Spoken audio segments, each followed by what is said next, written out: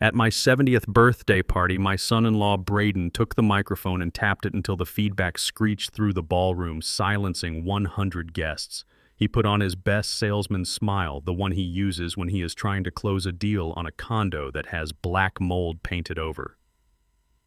"We have a special surprise for Thaddeus today," Braden announced, his voice booming off the crystal chandeliers. "We have decided that it is time for him to live with the dignity he deserves. We are moving him to Golden Meadows Senior Living. That old trailer he lives in is not safe, and honestly, it is an eyesore. It is not even a real home."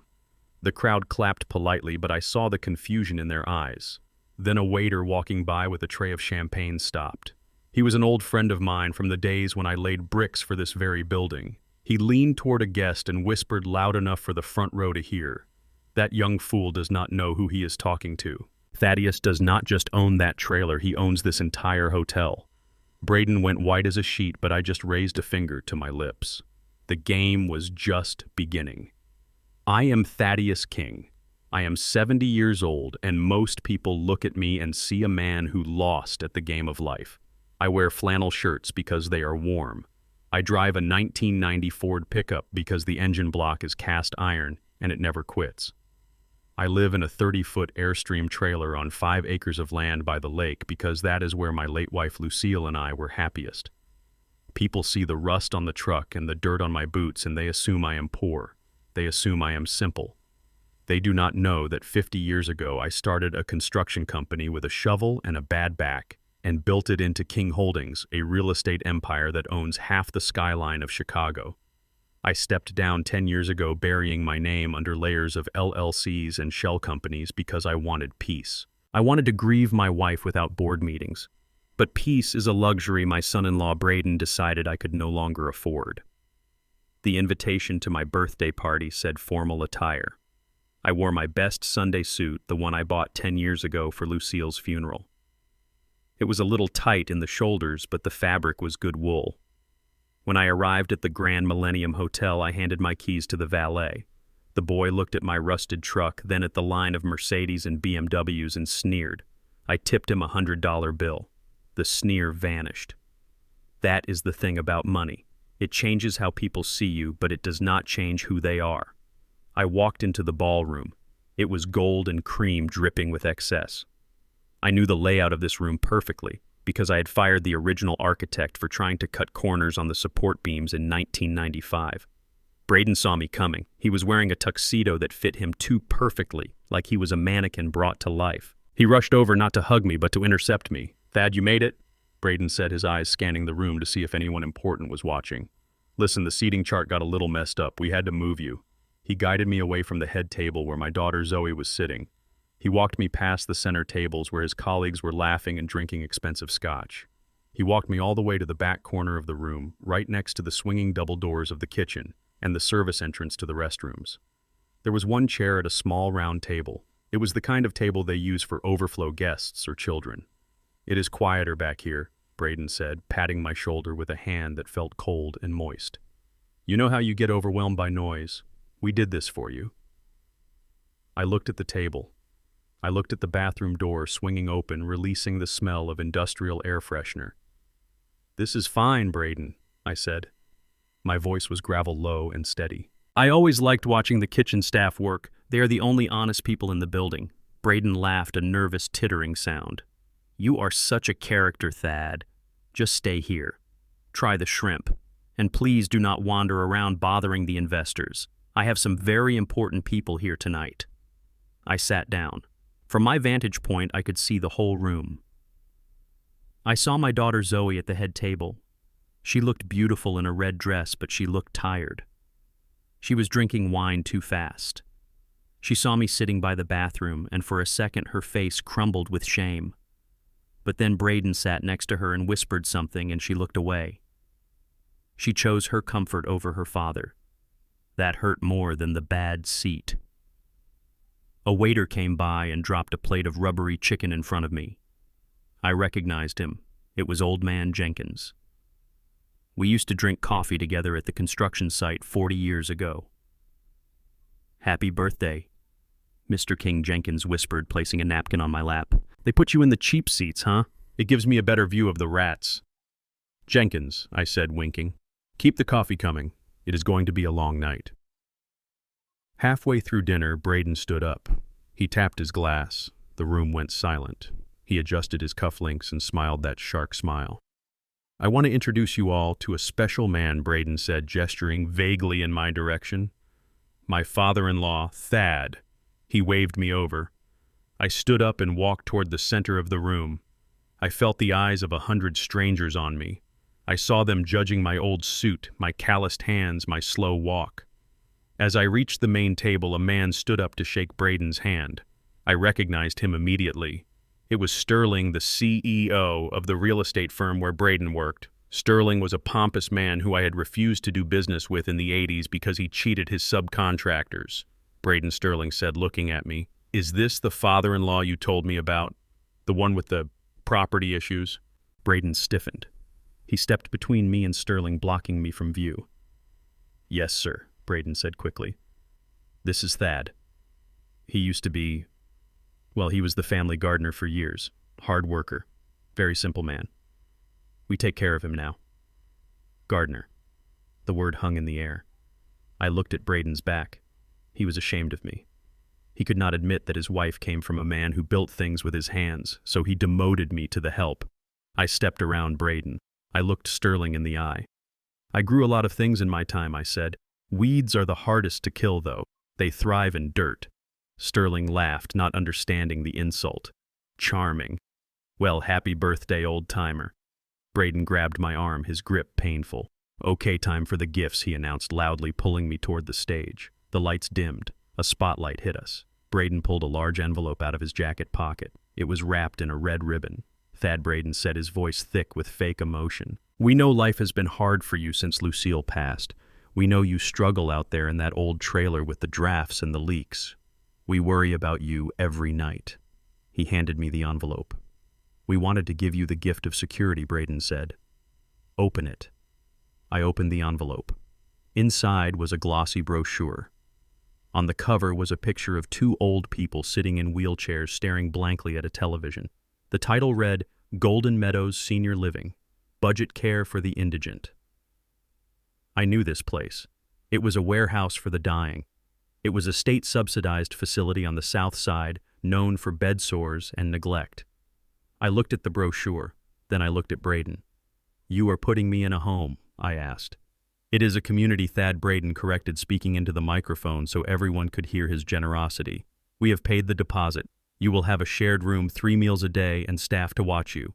You won't have to worry about that trailer anymore." The crowd applauded. They thought he was a saint saving a poor old man from squalor. Zoe was clapping too, but she was looking at the tablecloth, tears streaming down her face. I closed the brochure. "I do not want this," I said. My voice was not loud, but in the silence between claps it carried. Braden's smile faltered. "What?" I said, "I do not want this," I repeated. "I like my trailer. It is warm. It has memories. It is my home."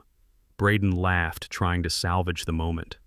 "Oh, Thad, you are just overwhelmed. You do not know what is best for you. That trailer is falling apart. It is not dignified. It is paid for," I said, "which is more than I can say for your house, Braden." A ripple of nervous laughter went through the crowd. Braden's face turned a dark shade of red. He stepped close to me, wrapping his arm around my shoulder in a hug that was actually a headlock. He leaned his mouth to my ear so only I could hear. "Listen to me, you ungrateful old fossil," he hissed. "This isn't a suggestion. It is an eviction. I have already filed the paperwork with the city declaring your trailer a health hazard." I stiffened. "You did what?"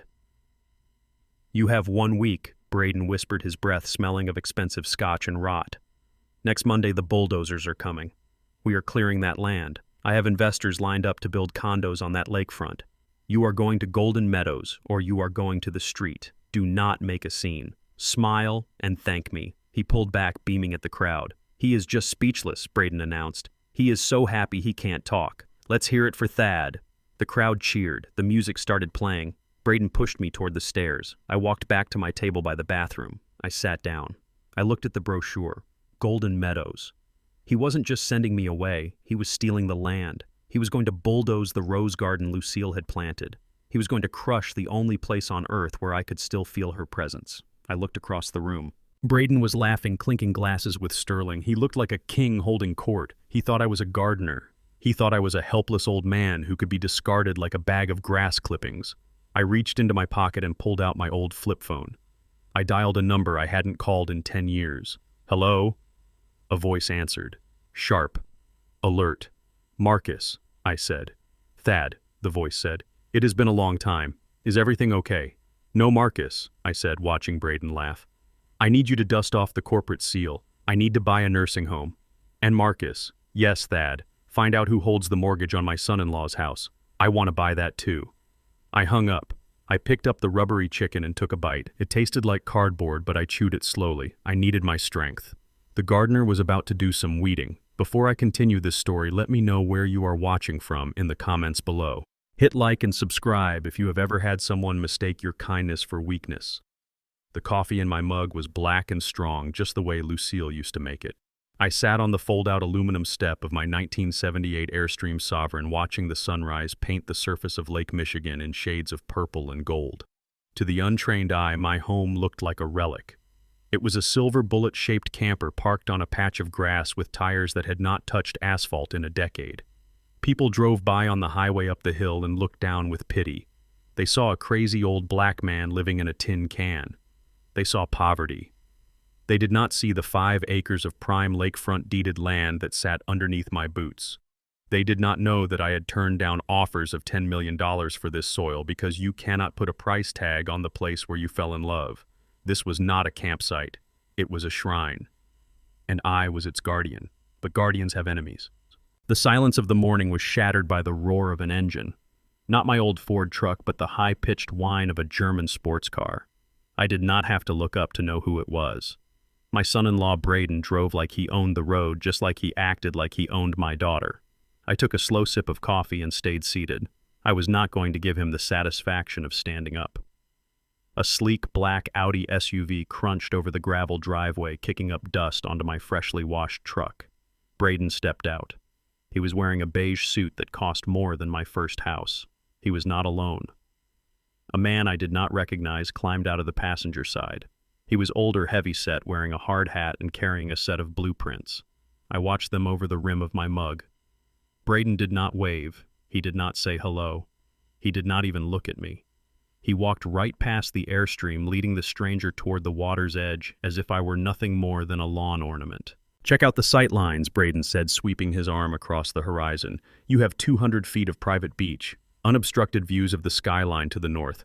Once we clear the vegetation and level the grade, you can fit a 12-unit luxury condo complex right here." The stranger nodded, tapping a pen against his chin.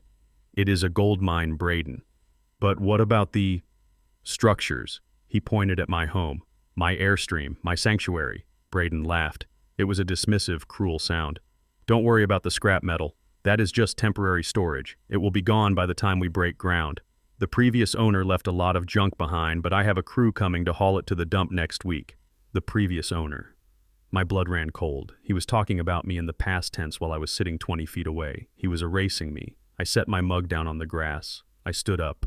My knees popped, but I straightened my back. I walked over to them. I moved quietly. Years of walking on construction beams had taught me how to move without making a sound. "Good morning, Braden," I said, my voice deep and rumbling like a distant thunderstorm. Braden jumped. He spun around, clutching his chest. The stranger looked surprised. "Oh," Braden said, recovering quickly. "Thad, I didn't see you there. You blend in with the scenery." He turned to the stranger. "Mr. Sterling, this is Thad. He is the squatter. I mean the caretaker I told you about. He watches the property for us." The stranger. Mr. Sterling looked me up and down. He saw my flannel shirt, my worn jeans, my work boots. He curled his lip. "You let him live here?" Sterling asked Braden, ignoring me completely. "It brings down the property value just having that thing parked there." "It is a temporary arrangement," Braden assured him. "He is moving out immediately." "Right, Thad." I looked at Braden. I looked at the blueprints in the stranger's hands.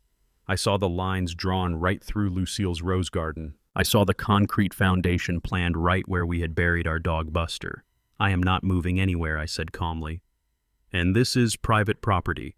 Unless you have a warrant or an invitation, you are trespassing." Braden's eyes narrowed. He stepped closer to me, invading my personal space. He smelled of cologne and desperation. "Don't embarrass me, Thad," he hissed through his teeth. "Mr. Sterling is a major investor. Go back to your tin can and let the men talk business." I did not move. "This is my land, Braden," I said loud enough for Sterling to hear. "And it is not for sale." Braden let out a short, sharp laugh. He turned to Sterling. "Give us a moment, would you, sir? The help is being difficult." Sterling rolled his eyes and walked toward the beach, talking on his cell phone. As soon as he was out of earshot, Braden's mask fell. His face twisted into a sneer. "Listen to me, old man," he spat. "You are ruining everything. I have leveraged everything on this deal. This development is going to put me on the map. I promise Sterling this land is clean. Do not make me a liar." "You are a liar, Braden," I said. "You are selling something you do not own. That is fraud." Braden poked a finger into my chest. It felt like a knife. "It is not fraud. If I have power of attorney," he said, "Zoe is worried about you. She says you are losing your mind out here, living like a hermit, talking to a dead woman. We are going to have you declared incompetent, Thad. And once we do, I become the trustee. And the first thing I am going to do is bulldoze that piece of junk you call a home and pave over this entire pathetic life you built." He leaned in closer, his voice dropping to a whisper. "You are a stain on this family. I am doing Zoe a favor by scrubbing you out." He turned on his heel and walked away to join Sterling. I stood there for a moment watching them. My heart was hammering against my ribs, not from fear, but from a rage so hot it almost blinded me. He wanted to declare me incompetent. He wanted to use my grief for Lucille as a weapon to steal her legacy. I turned and walked back to the Airstream. I climbed the steps and closed the door. The interior was cool and smelled of cedar and old paper. I sat down at the small dinette table. I pulled my phone out of my pocket. My hands were shaking. I took a deep breath, in and out, just like I used to do before walking onto a high beam. I dialed Marcus. He answered on the first ring. "Thad, is everything all right? You sound tightly wound." "I am fine, Marcus," I said, "but I have a job for you. Name it." I looked out the window. I could see Braden pointing at my rose garden, making a chopping motion with his hand. "Braden Reynolds," I said, "my son-in-law. I want to know who he works for. Not just the company name. I want to know the parent company. I want to know the holding group. I want to know who signs the checks at the very top of the food chain." "Give me 2 minutes," Marcus said. I could hear the clicking of a keyboard on the other end. I waited. I watched Braden laughing with Sterling. He looked so confident. He thought he was the shark in the tank. He did not know he was swimming with a leviathan. "Okay," Marcus said. "He works for Apex Realty Group, mid-sized firm. Specializes in luxury condos, but Apex is a subsidiary. They were bought out last year by a conglomerate called the Vanguard Trust." "Vanguard Trust," I repeated. "Is it publicly traded?" "No," Marcus said. "Private equity. The majority shareholder is looking to liquidate. They are overextended in the Asian markets. They are desperate for cash." "Perfect," I said. "What are you thinking, Thad?" "I want to buy it," I said. "Buy what, Apex?" "No," I said. "Buy Vanguard. Buy the whole damn thing." There was silence on the line. "Thad," Marcus whispered, "that is a 9-figure acquisition. That is half your liquid assets. You have been retired for 10 years. Why do you want to get back into the game now?" "Because," I said, watching Braden kick a pile of dirt onto my clean truck. "Someone needs to teach my son-in-law a lesson about property rights, and the only language he speaks is ownership." "I can have the paperwork drawn up by noon," Marcus said. His voice shifted. He sounded excited. The old warhorse was smelling gun smoke. "Do it," I said. "And Marcus, keep my name off it. Use the Shadow Corp LLC. I want to walk into that office as the owner and watch his face when he realizes he works for the gardener. Consider it done." I hung up. I felt a grim smile spread across my face. It was not a happy smile.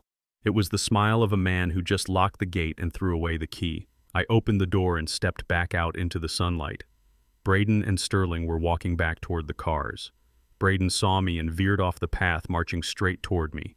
He reached into his jacket pocket and pulled out a folded piece of paper. He slapped it against my chest. "What is this?" I asked. "Read it," Braden said, smirking. I unfolded the paper. It was a legal document, an official notice from the county health department. Notice of eviction. Unsanitary conditions.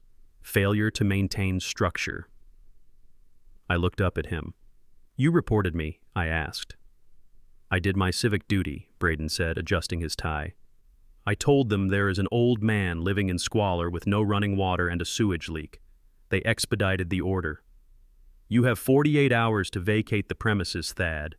If you are not gone by Friday, the sheriff will remove you and the county will condemn the structure. He leaned in close one last time. It is over, old man. Golden Meadows is waiting. Pack your bags, or don't. It is all going to the dump anyway. He laughed and walked away. He got into his Audi and drove off, leaving me standing in the dust.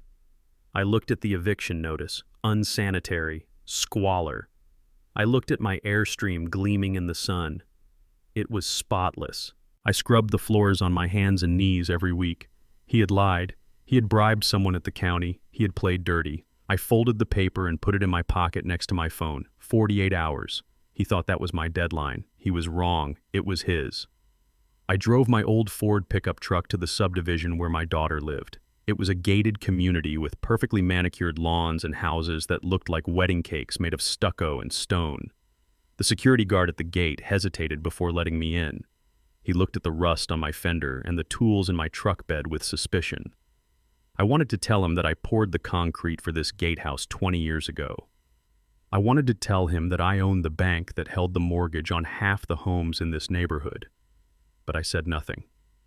I just tipped my hat and drove through. I pulled into the driveway of the house Braden and Zoe lived in. It was a sprawling mansion with columns in the front that tried too hard to look important. There was a lease on the Mercedes in the driveway. There was a second mortgage on the house itself. I knew this because Marcus had pulled their credit report that morning. They were living the American dream on a line of credit that was about to snap. I walked up to the front door. I did not ring the bell. I used the key Zoe had given me 5 years ago the day they moved in.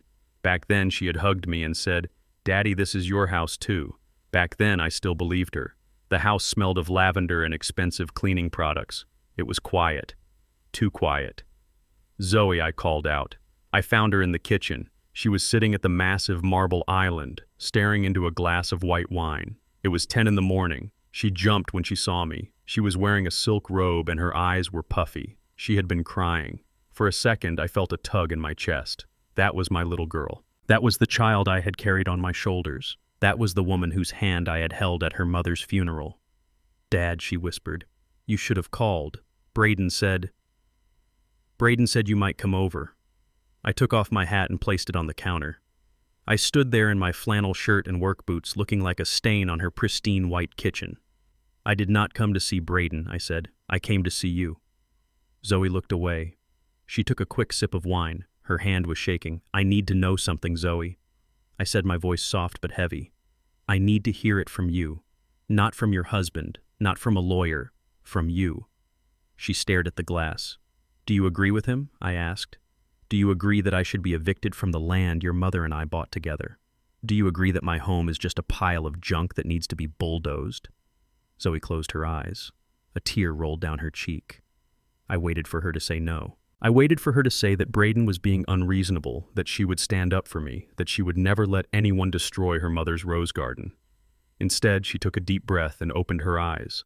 When she looked at me, the sadness was gone, replaced by a cold, hard resolve that looked terrifyingly like her husband.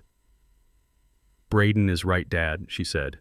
The words hit me harder than any physical blow. I felt my knees lock. I gripped the edge of the counter to keep from swaying. "He is right," she repeated, her voice gaining strength. "Look at you, Dad. Look at how you live." "It is embarrassing." "Embarrassing," I whispered. "Yes," she cried, standing up. "You live in a tin can in the middle of a field. You drive a truck that sounds like a lawnmower. You dress like a homeless person. Do you know what people say? Do you know what Braden's colleagues say? They ask why the CEO's father-in-law looks like he digs through dumpsters for a living. I built this city, Zoe," I said. "My hands are dirty because I built the foundation you are standing on. That does not matter anymore," she shouted. "Perception matters, Dad. Image matters. You are hurting Braden's career. He is trying to close big deals. He is trying to elevate us. And every time you show up in that flannel shirt talking about the good old days, you drag us back down." She walked around the island, waving her hands frantically. "And the land, Dad. My God, the land. It is 5 acres of prime lakefront property, and you are using it to park a trailer. It is selfish. It is incredibly selfish. Do you know how much that land is worth? I know exactly what it is worth, I said. It is worth 40 years of memories. It is worth the summer you learned to swim. It is worth the place your mother took her last breath. It is worth $5 million, Dad, she screamed. $5 million. Do you know what we could do with that money? Braden has a plan. He wants to invest it. He wants to secure our future. Your future, I asked. Or his debts. Zoe froze. She looked at me with suspicion. What debts, she asked quickly. Too quickly. I looked at her. She knew. Deep down, she knew they were drowning. She knew the cars were leased. She knew the credit cards were maxed out. But she was choosing to ignore it because the lie was prettier than the truth. Dad, please, she said, her voice softening, switching tactics. She walked over and put a hand on my arm. Golden Meadows is a nice place. They have activities. You will have a warm bed. You won't have to worry about the winter drafts. We are doing this because we love you. We want you to be safe. I looked down at her hand. It was manicured. A diamond ring the size of a grape sat on her finger. A ring paid for with money Braden had skimmed from his company accounts. I looked past her shoulder to the kitchen counter. There was a magazine lying there open. It was a glossy brochure for a Porsche dealership. A bright red SUV was circled in black marker. Next to it, in Zoe's handwriting, were the words, "My reward." I felt a coldness spread through my veins that had nothing to do with the temperature of the room. I walked over to the magazine. Zoe gasped and tried to grab it, but I was faster. Is this the future? I asked, holding up the picture of the car. Zoe turned red. She snatched the magazine from my hand. I need a new car, she said defensively. My Rover is 3 years old, Braden said. Braden said if the land deal goes through, if we can develop the condos, he would get me the Cayenne. I looked at her. I really looked at her. I searched for the little girl who used to cry when a bird died. I searched for the young woman who wanted to be a teacher before Braden convinced her that status was more important than service. She was gone. My daughter had been replaced by this stranger, this woman who was willing to evict her 70-year-old father, destroy her mother's garden, and erase her family history for a red SUV. She wasn't worried about my health. She wasn't worried about the drafts in my trailer. She was worried about her reward. She was trading me for a Porsche. I felt something break inside me. It wasn't my heart. My heart was too old and scarred to break anymore. It was the tether, the invisible cord that binds a parent to a child no matter what they do. It snapped. I realized then that I could not save her from herself. I could not love her enough to fix what was broken in her soul. She had made her choice. She had chosen the gold paint over the solid wood. I put the magazine down. I smoothed the page with my hand. I see, I said. My voice was calm, terrifyingly calm. Dad, listen. Zoe began, tears welling up in her eyes again. Those fake, weaponized tears. It is not about the car. It is about us. It is about family. Yes, I said. It is about family. I looked around the kitchen. I looked at the high ceilings, the granite countertops, the stainless steel appliances. It was a beautiful cage. Braden is right, I lied. Zoe blinked. What? He is right, I said, letting my shoulders slump. I am old. The trailer is cold. Maybe it is time to let go. Zoe let out a breath she had been holding. She smiled. It was a smile of relief, but also of greed. Really, Dad? You mean it, I mean it, I said. I cannot fight you both. I am tired, Zoe. Oh, Daddy, she cried, throwing her arms around me. You are making the right decision. You will see. Golden Meadows is wonderful, and the land will provide for all of us. Yes, I said, patting her back awkwardly. It will provide. She pulled back, wiping her eyes. I will call Braden, she said, reaching for her phone. I will tell him you agreed. He will be so happy. He can bring the papers over tonight. No, I said sharply. She stopped, phone in hand. Not tonight, I said. I need a few days. To pack. To say goodbye to your mother. To the roses. Of course, she said quickly. Take a few days. Take the week. But we need to sign by Friday. Braden has the investors lined up. Friday, I said. I looked at her one last time. I memorized her face. Because the next time she saw me, I would not be her father. I would be her landlord, and I would be the man holding the eviction notice for this very house. I walked to the door. "Dad," she called out. I stopped, but I did not turn around. "I love you," she said. I stood there for a long moment. I wanted to say it back. I wanted to lie one more time, but the words stuck in my throat. "I know you do, Zoe," I said, "but you love things more." I walked out the door and closed it behind me. I walked down the long paved driveway to my rusted truck. I climbed in and started the engine. It roared to life, a defiant growl that echoed off the stucco walls of the mansion. I had 48 hours until the eviction notice expired. I had 4 days until Friday. I pulled my phone out. I called Marcus.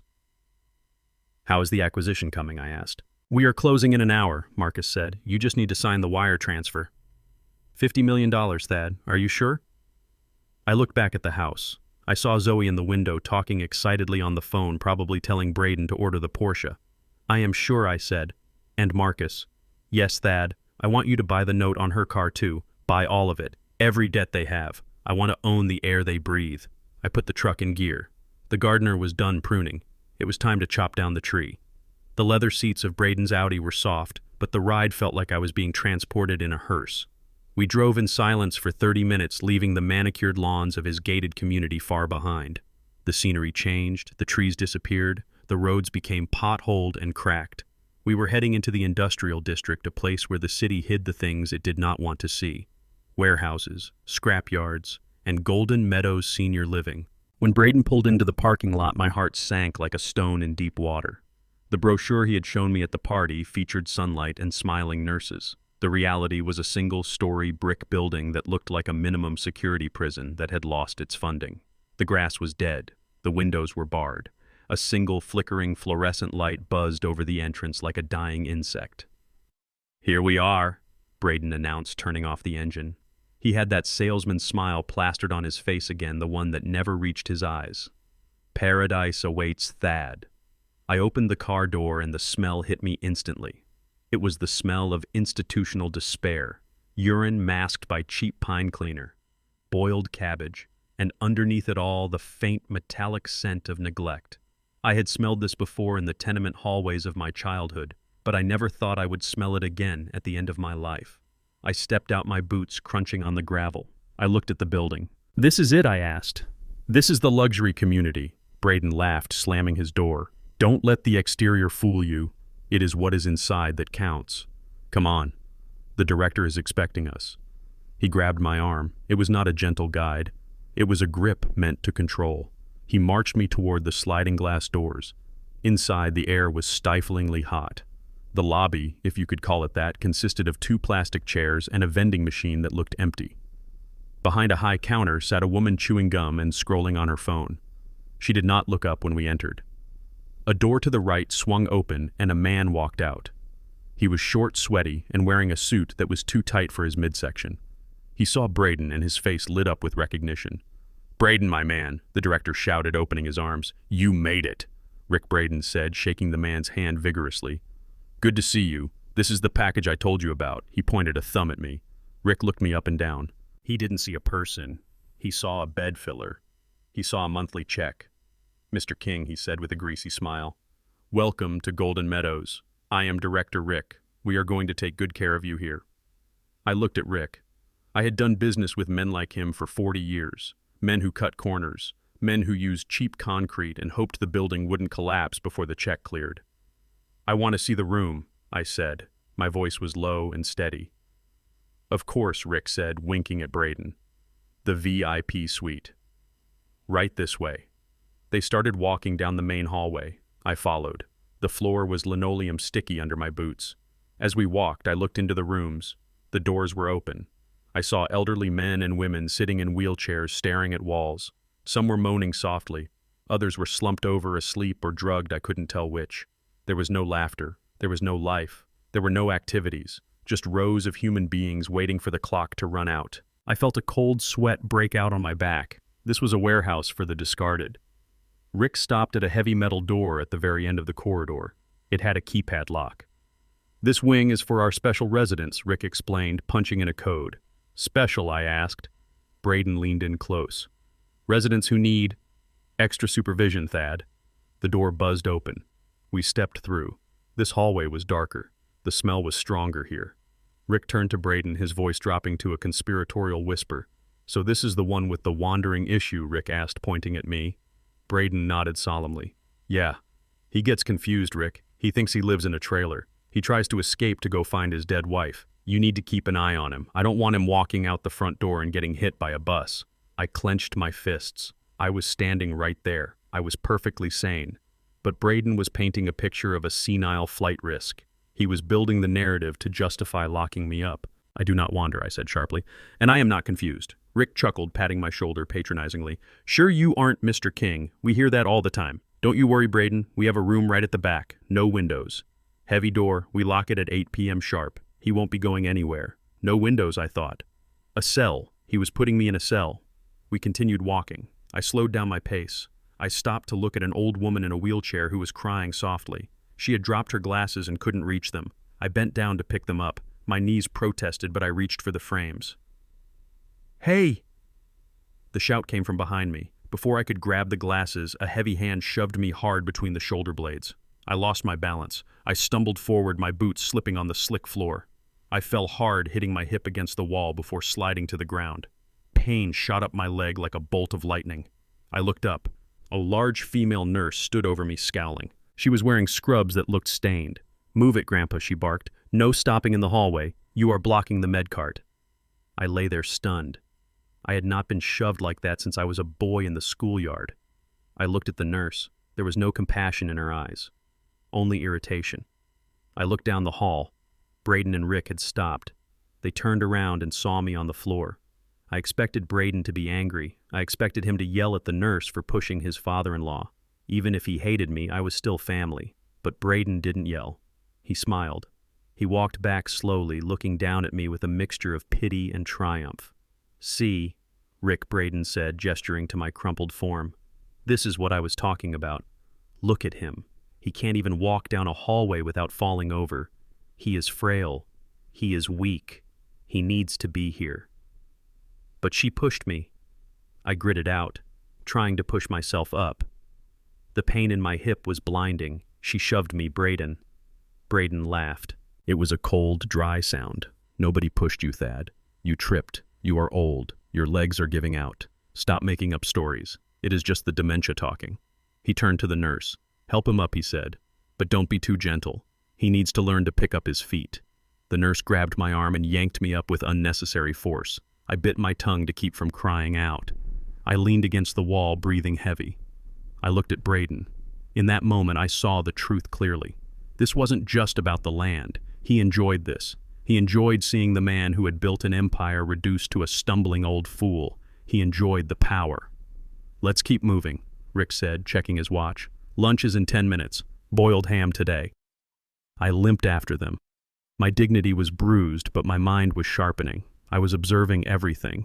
I was cataloging every violation, every safety hazard, every act of cruelty.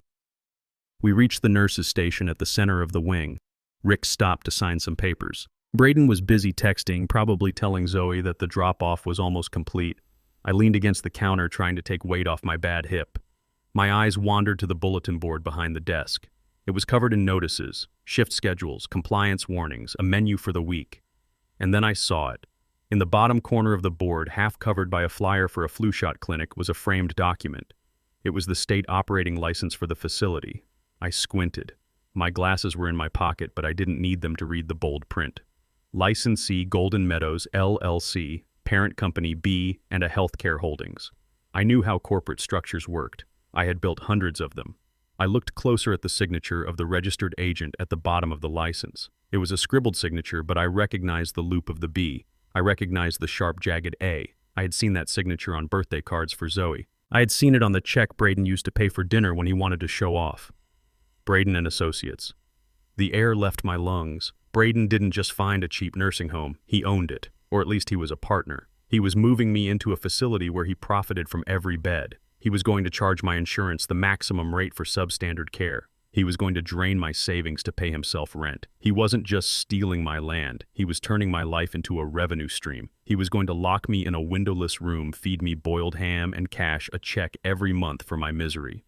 I looked at Braden. He was laughing at something Rick said. He looked so smug, so secure. He thought he was bringing a sheep to the slaughter. He didn't know he had just brought the wolf into the henhouse. Thad Braden called out, snapping his fingers.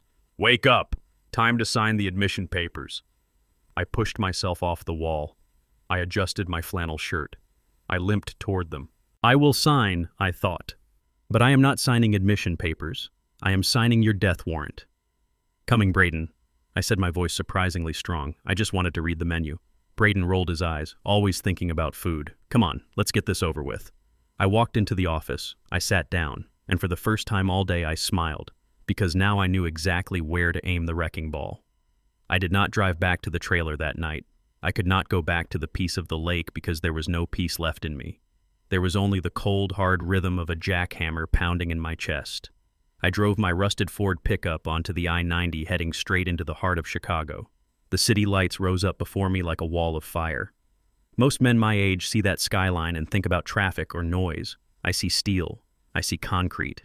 I see the thousands of hours of sweat and blood it took to raise those towers from the mud. And right in the center of it all, standing 60 stories tall against the black sky, was the King Tower, my tower. I pulled the truck up to the curb right in front of the main entrance. A young valet in a red vest rushed over, waving his arms frantically. He saw the dents in my fender and the mud on my tires, and he assumed I was a delivery driver lost on his route.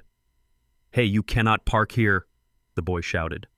"This is a loading zone for VIPs only. Move that junk before I call a tow truck." I put the truck in park and turned off the engine. The silence that followed was heavy. I opened the door and stepped out, my work boots hitting the pavement with a heavy thud. I adjusted my flannel shirt and walked around to the front of the truck. I said, "Move it, old man," the boy snapped, stepping into my path. "Move aside, son," a voice rumbled from the entrance. The boy froze.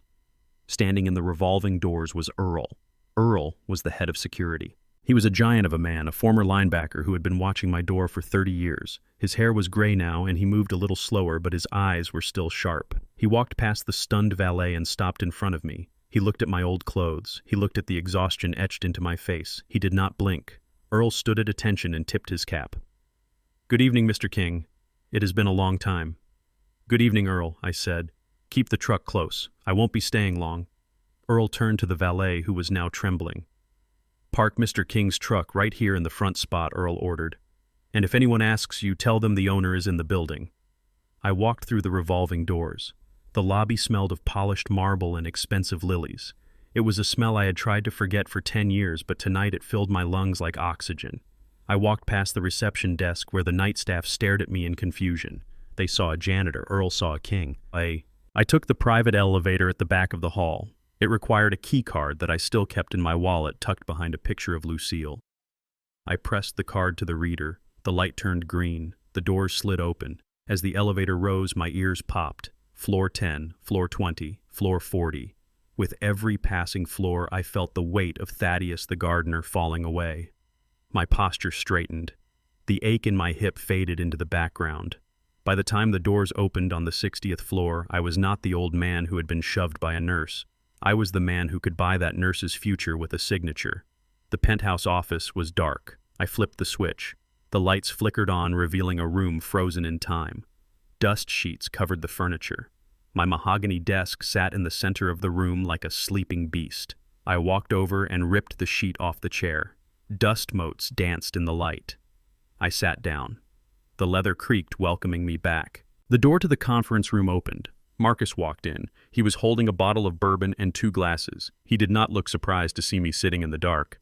"I figured you would need this," he said, pouring a drink and sliding it across the desk. I took a sip. It burned. It was good. "Did we get it?" I asked. Marcus smiled. He pulled a thick file from his briefcase and dropped it on the desk. "As of 5 p.m. today, Shadow Corp LLC is the majority shareholder of the Vanguard Trust," he said. "Which means you now own the parent company of Apex Realty. Which means, technically speaking, you are Braden's boss's boss." I opened the file. I traced the organizational chart with my finger. It was a beautiful thing, corporate structure. It hid the truth so well. Does he know? I asked. Marcus shook his head. No. Vanguard is a silent entity. We control the board. We control the assets, but day-to-day operations at Apex haven't changed. Braden thinks he is still working for some faceless investors in New York. Good, I said. Keep it that way. I want him to feel safe. I want him to think the ground is solid right before I pull the floor out. I stood up and walked to the window looking down at the city. From up here the cars looked like toys. Braden's Audi would be nothing more than a speck of dust. I want a full audit, Marcus, I said. Not just of his work. I want an autopsy of his life. Why is he so desperate to sell my land? Why is he putting me in a budget nursing home when he drives a $100,000 car? The math does not add up. Marcus sighed. He walked over to the window and stood beside me. I did some digging while you were driving in, Thad. It is worse than we thought. How bad? Marcus opened another folder. This one was red. Braden is not just living beyond his means, he said. He is underwater. Deep. He got involved in some crypto scheme last year, leveraged the house to buy in. The market crashed. He lost the equity in the mansion in a week. I nodded. That explained the second mortgage. That explained Zoe's desperation. But that is not the worst part, Marcus continued. He tried to win it back. He started gambling, online poker at first, then he moved to the underground rooms in the warehouse district. I turned to look at Marcus. Who does he owe? Marcus hesitated. He owes the outfit Thad. The Russo brothers. I closed my eyes. The Russos were not bankers. They were loan sharks who broke kneecaps for interest payments. How much? I asked. $2 million, Marcus said. And the interest is compounding weekly. They gave him a deadline. December 26th. If he doesn't pay by the day after Christmas, they are going to start taking assets, and since the house is already leveraged to the hilt, they will take his life, I finished. Or Zoe's, Marcus said softly. The room went cold. So that is why he needs the land, I said.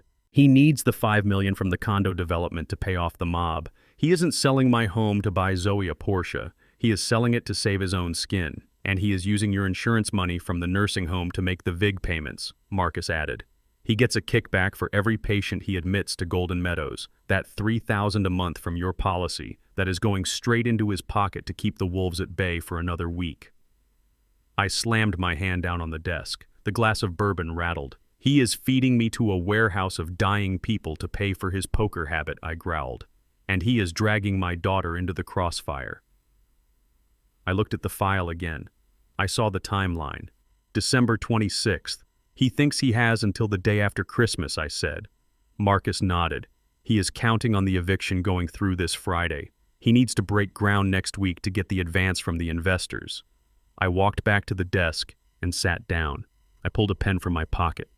It was a cheap plastic pen, the kind they give away at banks, but tonight it felt like a sword. Freeze him, I said. Marcus blinked. What? I want you to choke him, I said, my voice devoid of emotion. I want you to use our position at Vanguard to initiate a compliance review of all his current projects, halt all his commissions, freeze his expense accounts, flag every transaction he tries to make. But Thad Marcus warned if we cut off his cash flow now, he will panic. The Russos will get impatient. Let him panic, I said, leaning forward. I want him terrified. I want him to feel the walls closing in. I want him to come to me on Christmas morning not as a conqueror, but as a beggar. And the land, Marcus asked. The land is the bait, I said. Let the eviction proceed. Let him think he has won. Let him bring the bulldozers.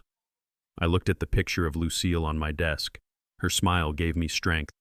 He wants to sell my home to pay his debts, I whispered. Fine. I will help him pay his debts. But the currency is going to be his career. I stood up. I am going back to the trailer, Marcus. I have to pack. You are actually moving out? Marcus asked, surprised. I smiled. A wolfish grin. No, I am just clearing the decks for battle. If he wants a war on Christmas, he's going to get one. But tell the board to be ready. On December 25th, King Holdings is going to have a very public hostile takeover. I walked to the elevator. Earl was waiting in the lobby. He opened the door for me.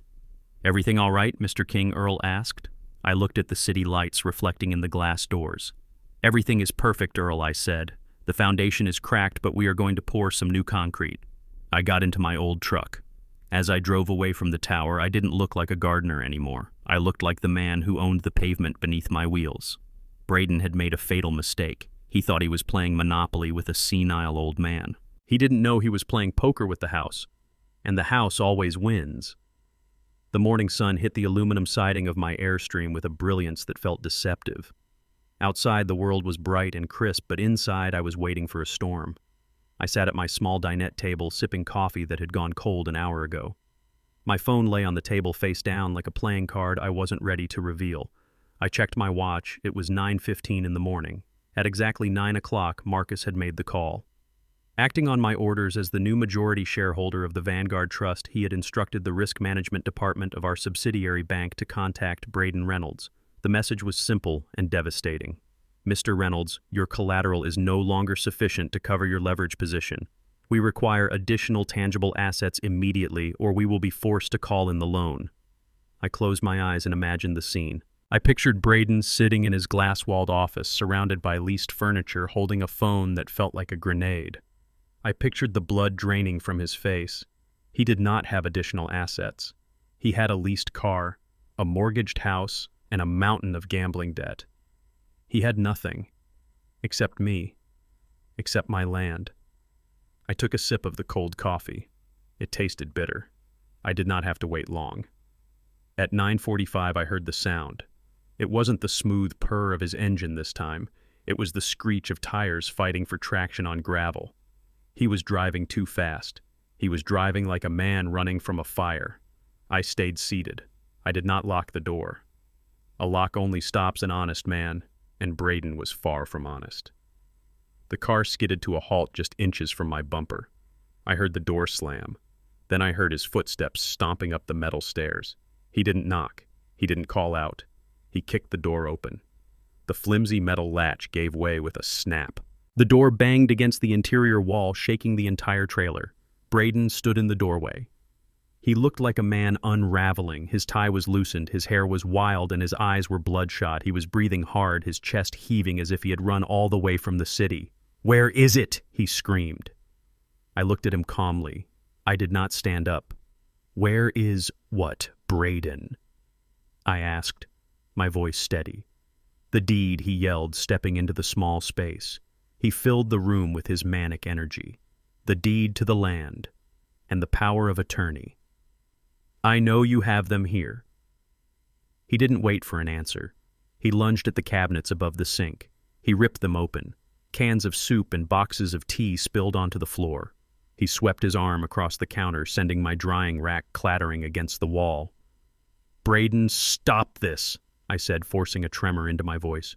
"You are scaring me." "I don't care," he roared, turning to face me. He looked deranged. "I need those papers signed, Thad, today." Right now, he reached into his jacket pocket and pulled out a crumpled document. He slammed it onto the table in front of me. "Sign it," he commanded. I looked down. It was the transfer of deed. It ceded all rights of my 5 acres to a holding company controlled by him.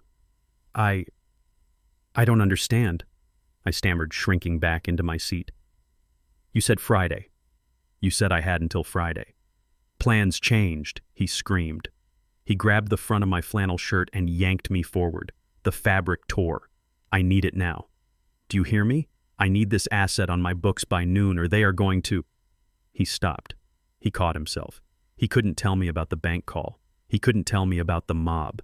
"They are going to what?" "Braden," I whispered, making my eyes wide with fear. He let go of my shirt, pushing me back against the seat. "They are going to cancel the development," he lied, breathless. "The investors, they are getting cold feet. If we don't lock this in today, the deal dies. And if the deal dies, Zoe doesn't get her money. Do you want to disappoint your daughter? Do you want to be the reason she cries on Christmas?" He was using her again, using my love for her as a weapon. I looked at the mess on the floor. My tomato soup, my chamomile tea. The simple things that made up my life were now trash under his expensive shoes. I looked at the shelf next to the window. There sat a small framed photo of Lucille. It was from our honeymoon. She was laughing, her hair blowing in the wind. Braden saw me looking at it. He grabbed the photo. "Is this what you care about?" he sneered. "A dead woman, a memory. Braden, please, I begged, reaching out a shaking hand. Don't touch her. He threw the frame across the room. It hit the opposite wall and shattered. The glass rained down on the linoleum. Sign the paper, he screamed.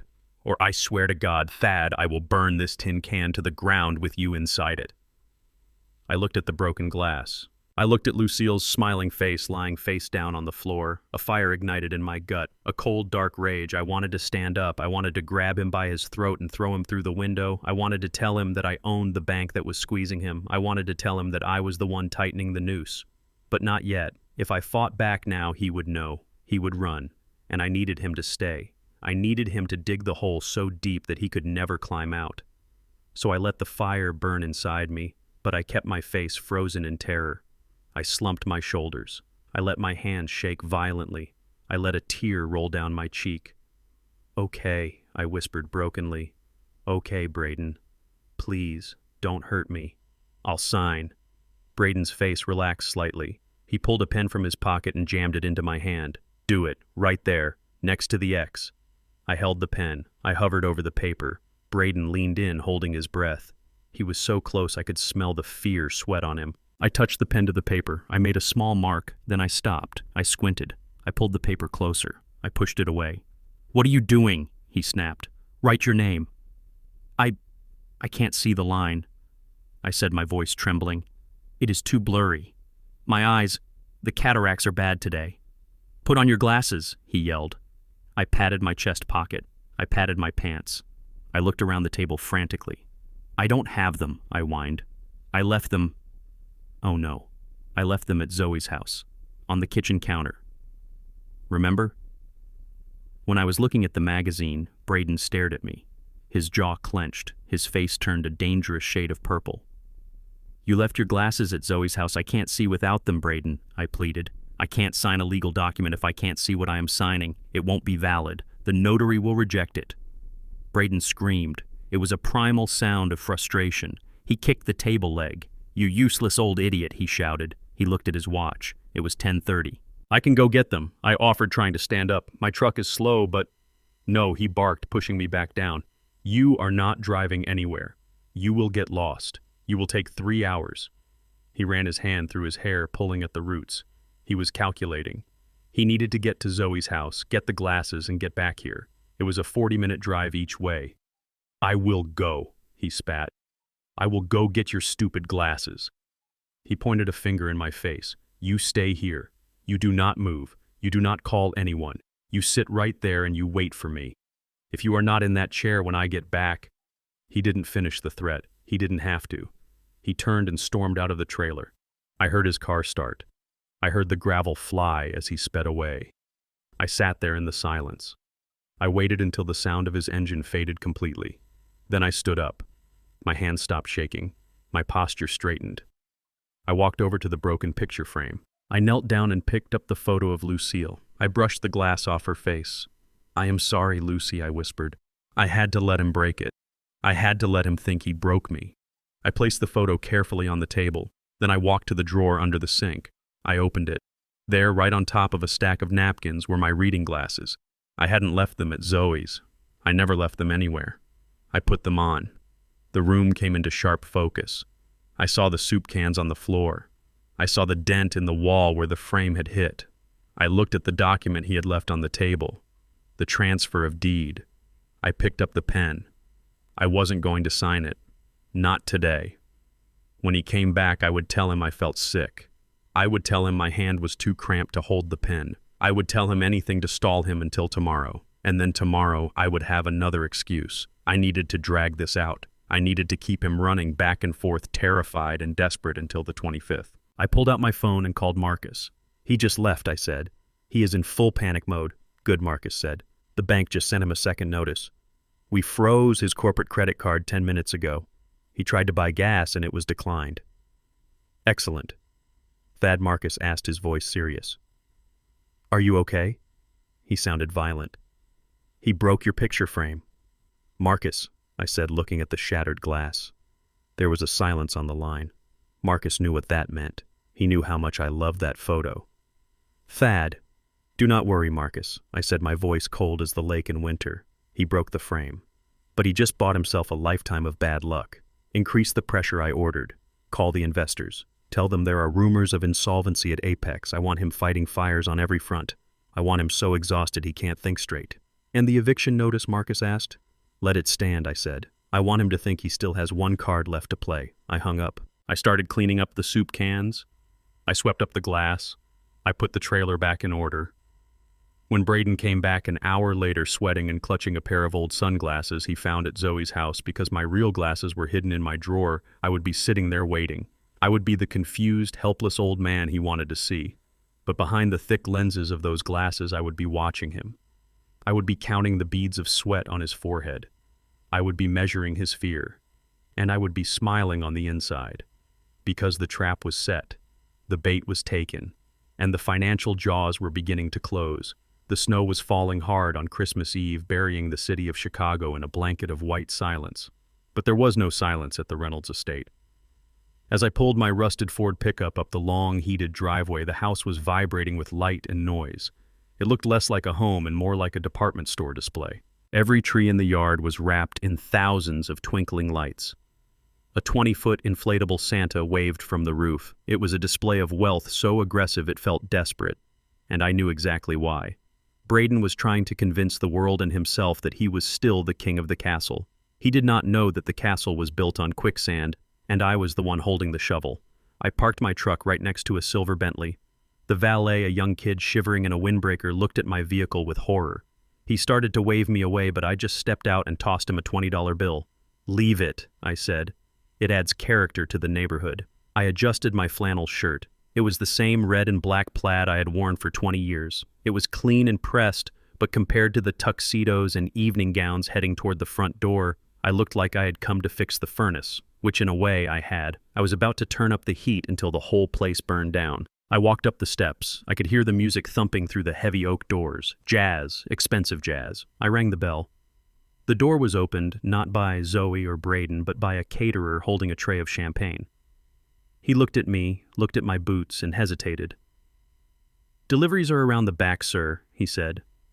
"I am not a delivery," I said, pushing past him. "I am the father of the hostess." I stepped into the foyer. The heat hit me first, then the smell. Pine needles, expensive perfume, and the underlying metallic scent of anxiety. The house was packed. There must have been 50 people in the living room alone. I recognized the type. These were Braden's people. Investors. Real estate sharks. Men who wore loafers with no socks. And women whose faces were frozen in permanent expressions of surprise. They were holding crystal glasses and laughing at jokes that were not funny. When I walked in, the conversation in the immediate vicinity died. Heads turned, eyes narrowed. I saw the whispers start. "Who let the homeless man in? Is that the gardener?" I kept my head high. I walked with the slow, deliberate gait of a man who has walked steel beams 60 stories in the air. I was not ashamed of who I was. I was ashamed of who they were. Zoe spotted me from across the room. She was wearing a green velvet dress that hugged her frame and a necklace that sparkled under the chandelier. It was the diamond tennis bracelet, the one Braden had bought with the stolen insurance money. Seeing it around her neck felt like seeing a noose. She rushed over her heels, clicking on the marble floor. She grabbed my arm and pulled me into an alcove near the coat closet. "Dad," she hissed. "What are you wearing?" "Clothes, Zoe," I said. "It is cold outside. You have a suit." She said, her voice tight with embarrassment. "You wore a suit to the hotel. Why did you wear this?" "Braden's boss is here. The investors are here. You look like you just came from a lumber yard." "I came from my home," I said. "This is who I am, Zoe. You used to like this shirt. You used to say it smelled like sawdust and safety." "That was a long time ago," she snapped, looking over her shoulder to see if anyone was watching. "Please just stay in the kitchen or go to the den. Do not mingle. Braden is on edge tonight." I looked at her. She was terrified. Not of me, but of him. "Where is your husband?" I asked. "He is by the bar," she said. "And Dad, please. If he asks about the papers, just say yes. Just keep him calm. He has been drinking since noon." I nodded.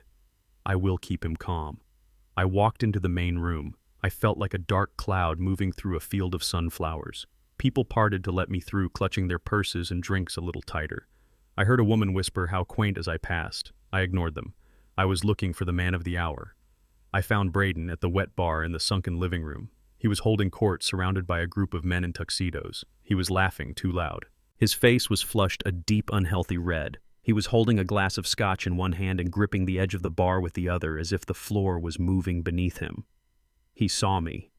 His eyes widened. For a second I saw fear, pure unadulterated panic. He knew the deadline was in 36 hours. He knew the Russo brothers were sharpening their knives. But then the fear was replaced by anger. He hated that he needed me. He hated that his survival depended on the old man in the flannel shirt. Thad, he boomed, spreading his arms wide. The crowd turned to look. Look, everyone, my father-in-law has arrived, and he dressed up for the occasion, I see. The group laughed. It was a cruel, sycophantic sound. Braden walked over to me. He stumbled slightly but caught himself. He put a heavy arm around my shoulder, leaning his weight on me. He smelled of alcohol and sweat. Merry Christmas. Thad, he whispered in my ear. Did you bring it? Did you bring the signed deed? I pulled away slightly. Merry Christmas, Braden, I said. I left the papers at the trailer. I thought we shouldn't talk business on the Lord's Day. Braden's grip on my shoulder tightened.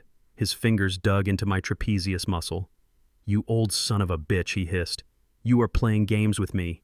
Do you know what happens on the 26th? Do you know what happens if I do not have that asset? I looked him in the eye. I knew exactly what happened. I knew about the foreclosure notice sitting in my truck. I knew about the compliance freeze I had ordered on his accounts. I suppose we will find out, I said calmly. Braden looked like he was going to hit me. His jaw worked furiously. But then he looked around. He saw his investors watching. He saw Sterling watching. He couldn't beat an old man in front of his ticket to freedom. He had to humiliate me instead. He had to destroy me socially since he couldn't destroy me physically yet. He turned back to the room. He raised his glass. Everyone, he shouted. Attention, please. The music stopped. The chatter died down. 100 faces turned toward us. Braden stood there swaying slightly with his arms still draped around me like a loving son. I want to propose a toast, Braden said. To family. Hear, hear, someone shouted. Family is a burden, Braden continued, his voice slurring slightly. I mean, a blessing. But let's be honest. Sometimes it is a heavy load to carry. He looked down at me, smiling a smile that was all teeth and no warmth. Take Thad here, my father-in-law. We invited him to this beautiful party in our beautiful home because we are good people. We are charitable people. Even though he refuses to help himself, even though he chooses to live in a tin can and dress like a hobo, he is still, technically, family. There were a few uncomfortable coughs from the crowd, but most people just watched, mesmerized by the train wreck. Zoe stepped forward from the crowd. Braden, stop, she whispered. Braden ignored her. He held his glass higher. You know Thad? I have been thinking about gifts, he said, looking down at me with pure venom in his eyes. I have given you everything. I paid for your nursing home. I offered to develop your land. I have tried to drag you into the 20th century. But you are just an anchor. You are a dead weight dragging my wife and me down. He leaned in close, his face inches from mine. The room was deadly silent. So I was thinking, Braden said, his voice dropping to a cruel whisper that echoed in the quiet room. The best gift you could give us, the only gift I really want, is for you to stop existing. I froze. The guests froze. Just disappear, Braden said. Go to the nursing home. Go to the grave. I don't care. Just stop being here. Stop being a burden. You are an embarrassment, Thad. You are a stain on this family, and we are all just waiting for you to fade away so we can finally be happy. He laughed. A short, sharp bark of a laugh. Merry Christmas, old man. Miss Old. He drank his scotch in one gulp. I stood there. I felt the blood draining from my face.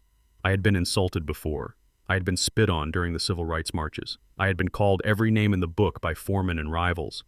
But this was different. This was the man who had sworn to protect my daughter, wishing for my death in front of a room full of strangers. I looked at the crowd. I expected to see shock. I expected to see someone step forward and defend me. But they didn't. They looked at their shoes. They looked at their drinks. They were uncomfortable, but they were not on my side. They were Braden's people. They respected the suit, not the man.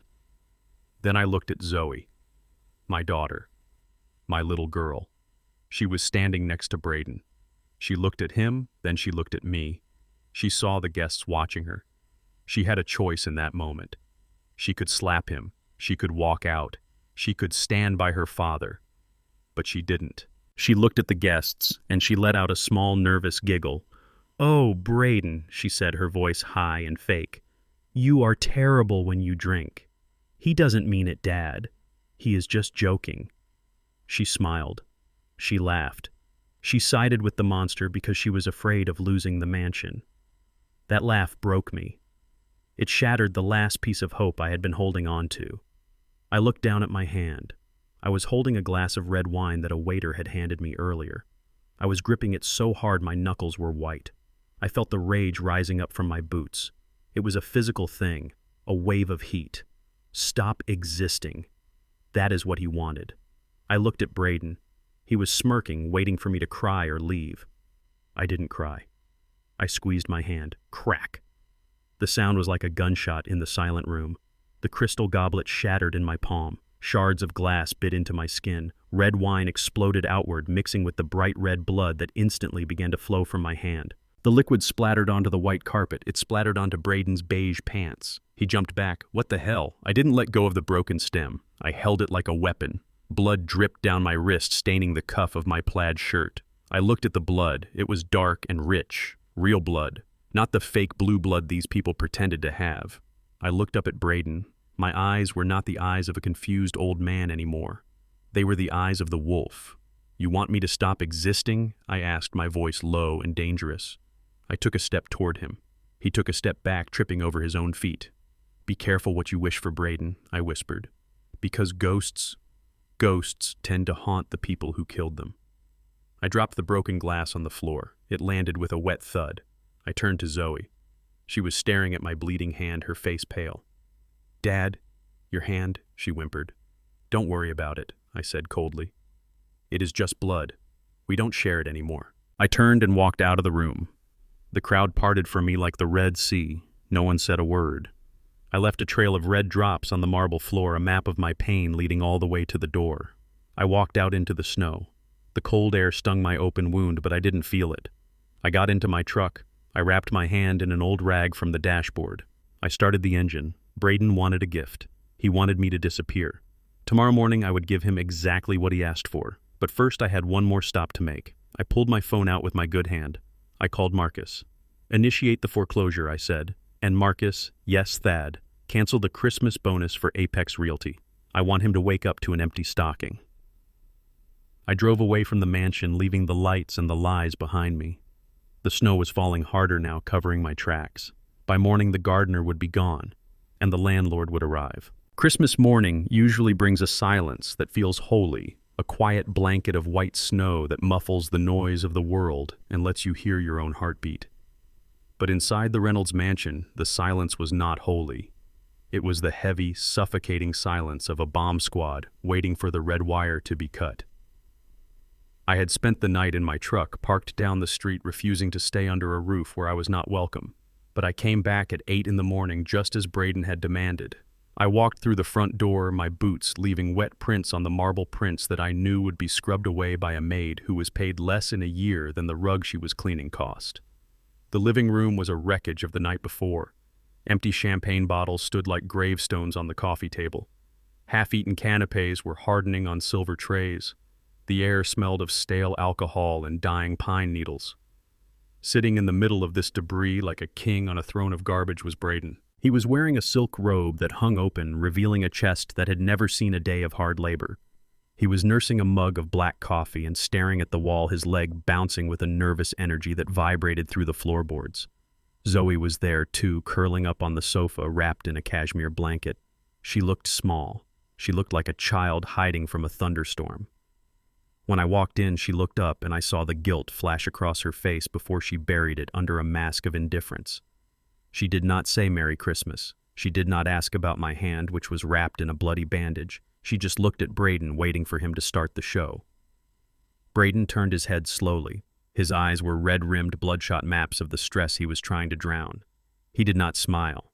He did not offer me coffee. He reached down to the floor and picked up a thick manila folder. He threw it across the coffee table. It slid across the polished wood and stopped right at the edge, inches from my knees. "Sign it," he croaked. His voice was rough, ravaged by the scotch and the screaming. I looked down at the folder. I knew what was inside. It was the deed transfer. It was the legal instrument that would strip me of the 5 acres I had promised Lucille I would never sell. It was the document that would turn my rose garden into a condo complex and my home into a pile of scrap metal. Braden stood up. He walked over to me, his bare feet slapping against the expensive rug. He pulled a pen from his robe pocket. It was a gold Mont Blanc, the kind of pen men use when they want to feel important. He clicked it. The sound echoed in the quiet room. "Here," he said, shoving it toward my chest. "The notary is coming at 10, but I want your signature on it now. I want to see the ink dry." And then what I asked. My voice was calm, steady. It did not sound like the voice of a man about to lose everything. It sounded like a judge reading a sentence. "Then the van comes?" Braden said. He gestured vaguely toward the window. "The transport from Golden Meadows. They are picking you up at 11. I packed a bag for you. It is in the hallway. 2 shirts, 2 pants, and your toothbrush. That is all you need. You won't need the work boots where you are going." I looked at Zoe. She was staring at her hands, picking at a loose thread on the blanket. "Is this what you want, Zoe?" I asked. "You are sending your father away on Christmas Day." She didn't look up. "It is for the best, Dad," she whispered. Braden says the facility has a nice holiday dinner. Turkey and everything." "Turkey," I repeated. I looked back at Braden. He was smirking. He thought he had won. He thought the game was over. He had the power, he had the house, he had the girl, and I was just the final loose end to be snipped off. "Sign it," Old Man Braden snapped. "Stop stalling. I have a headache and I don't have the patience for your sentimental garbage today." I reached out and took the pen. It felt heavy in my hand. Cold. I sat down in the armchair opposite him. I opened the folder. The paper was crisp and white. Transfer of deed. Grantor Thaddeus King. Grantee Apex Realty Holdings. I looked at the line where my name was supposed to go. Braden leaned over me, his breath smelling of stale coffee and mint toothpaste. He was watching like a hawk. He needed this. He needed it to pay the mob. He needed it to save his skin. I lowered the pen to the paper. I didn't shake. I didn't hesitate. But I didn't sign my name. Instead, I printed a series of numbers and letters, precise, blocky characters, the kind of writing you learn when you have to mark blueprints so the guys in the back row can read them. 881-2-TERM. I put a period at the end. I capped the pen. I set it down on top of the folder. "There," I said. Braden snatched the folder up instantly. He was practically vibrating with greed. He looked at the page expecting to see Thaddeus King scrawled in shaky cursive. He froze. He squinted. He brought the paper closer to his face. "What the hell is this?" he asked. He looked at me, his brow furrowed in confusion. 8812-TERM, he read aloud. "What is this? Is this some kind of code? Are you having a stroke? I told you to sign your name, you senile old bat." I leaned back in the chair. I crossed my legs. I looked him right in the eye. "It is a code, Braden," I said, "but not a secret one." "What are you talking about?" he shouted, throwing the folder back at me. Papers flew everywhere. "Sign it properly. It is an employee identification number," I explained, my voice dropping an octave, getting lower, getting darker. "Specifically, it is the ID number for a senior executive at Apex Realty." Braden stopped shouting. He stared at me. "How do you know about employee ID numbers?" he asked slowly. "I know a lot of things," I said. "I know that Apex Realty uses a 4-digit prefix for their personnel files. 8812. That is you, Braden. That is your file number." He laughed. It was a nervous, jerky sound. "So what?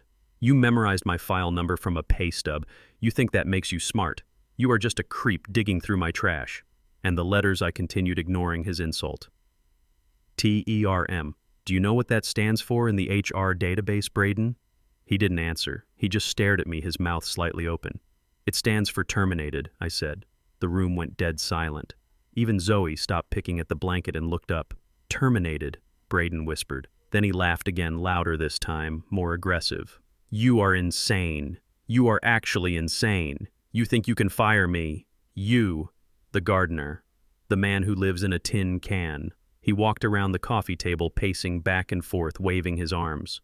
Listen to me, you delusional old relic, he shouted. I am the director of sales. I am a partner. I bring in millions of dollars a year. Nobody fires me. I am the one who hires and fires. I am the one who calls the shots. He stopped in front of me, leaning down until our noses were almost touching. I run this town, he hissed. You are nothing. You are a bug I am crushing under my shoe.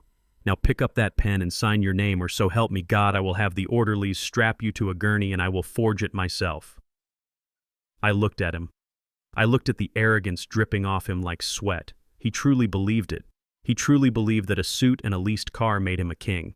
He had no idea that he was standing in the shadow of the man who built the castle. I picked up the pen. I am not signing, Braden, I said. He raised his hand as if to strike me.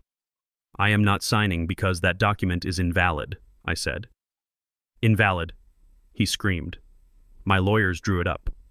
Your lawyers work for Apex, I said. And as of 9 o'clock this morning, I paused. I checked my old battered wristwatch. As of 9 o'clock this morning, you do not work for Apex. Braden stared at me. The color began to drain from his face. Not because he believed me, but because of the absolute certainty in my voice. He had expected begging. He had expected tears. He had expected a broken old man pleading for his home. Instead, he was facing a stone wall. You are lying, he whispered. You are trying to scare me. Am I asked. I reached into the pocket of my flannel shirt. I pulled out a folded piece of paper. It was a printout of an email. I had Marcus send it to me an hour ago. I unfolded it and placed it gently on the table. It was a corporate memo. The header read, The Vanguard Trust. Internal memorandum. Subject immediate termination of Braden Reynolds. Cause embezzlement and gross misconduct. Braden looked at the paper. He didn't touch it. He looked like it was radioactive. Vanguard, he breathed.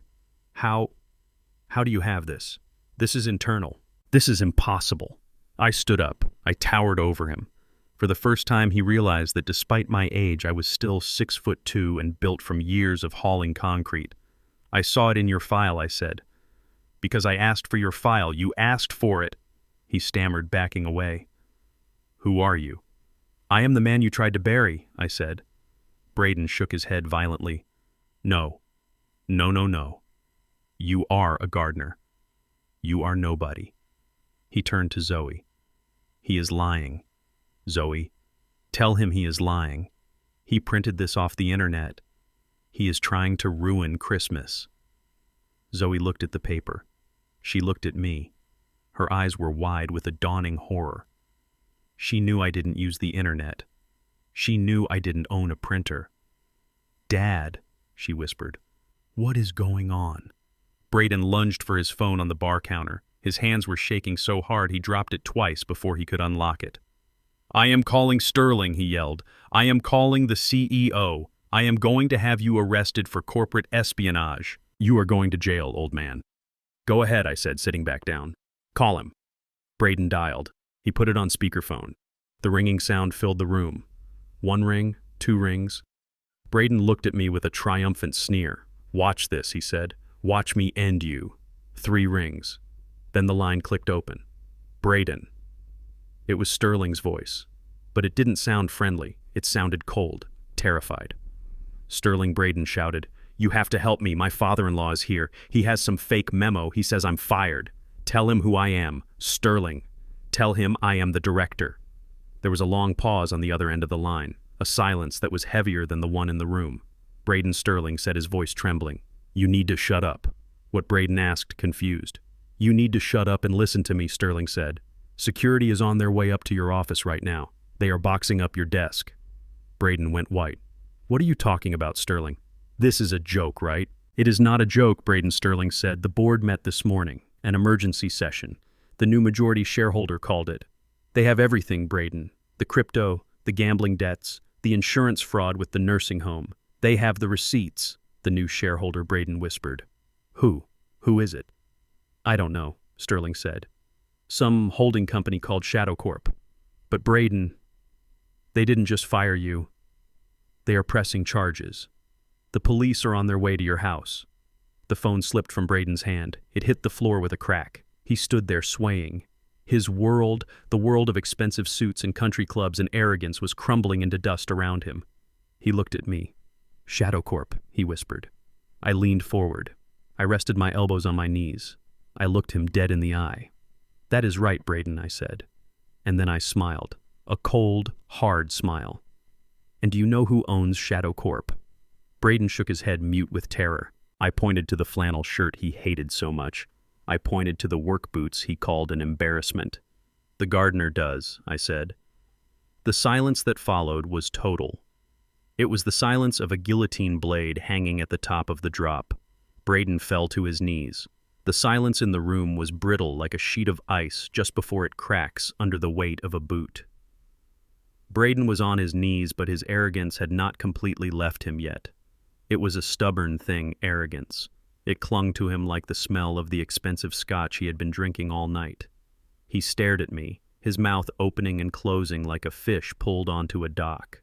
He wanted to scream. He wanted to laugh. He wanted to call my bluff because in his small, narrow world, gardeners did not buy corporations and old men in flannel shirts did not destroy executives. He convinced himself in that split second that I was lying, that the memo was a forgery, that the employee code was just a lucky guess. "You are crazy," Braden whispered, pushing himself up from the floor. His knees popped. He smoothed his silk robe, trying to regain the dignity of the master of the house. "You are a senile old man having a psychotic break. That is what this is. You printed a fake email to scare me." He turned to Zoe, who was curled in the corner of the sofa, her face pale as the snow outside. "Zoe, call the police." Braden ordered, his voice shaking but gaining volume. "Your father has lost his mind. He is threatening me. He is forging corporate documents. Call them now. I want him removed from my property."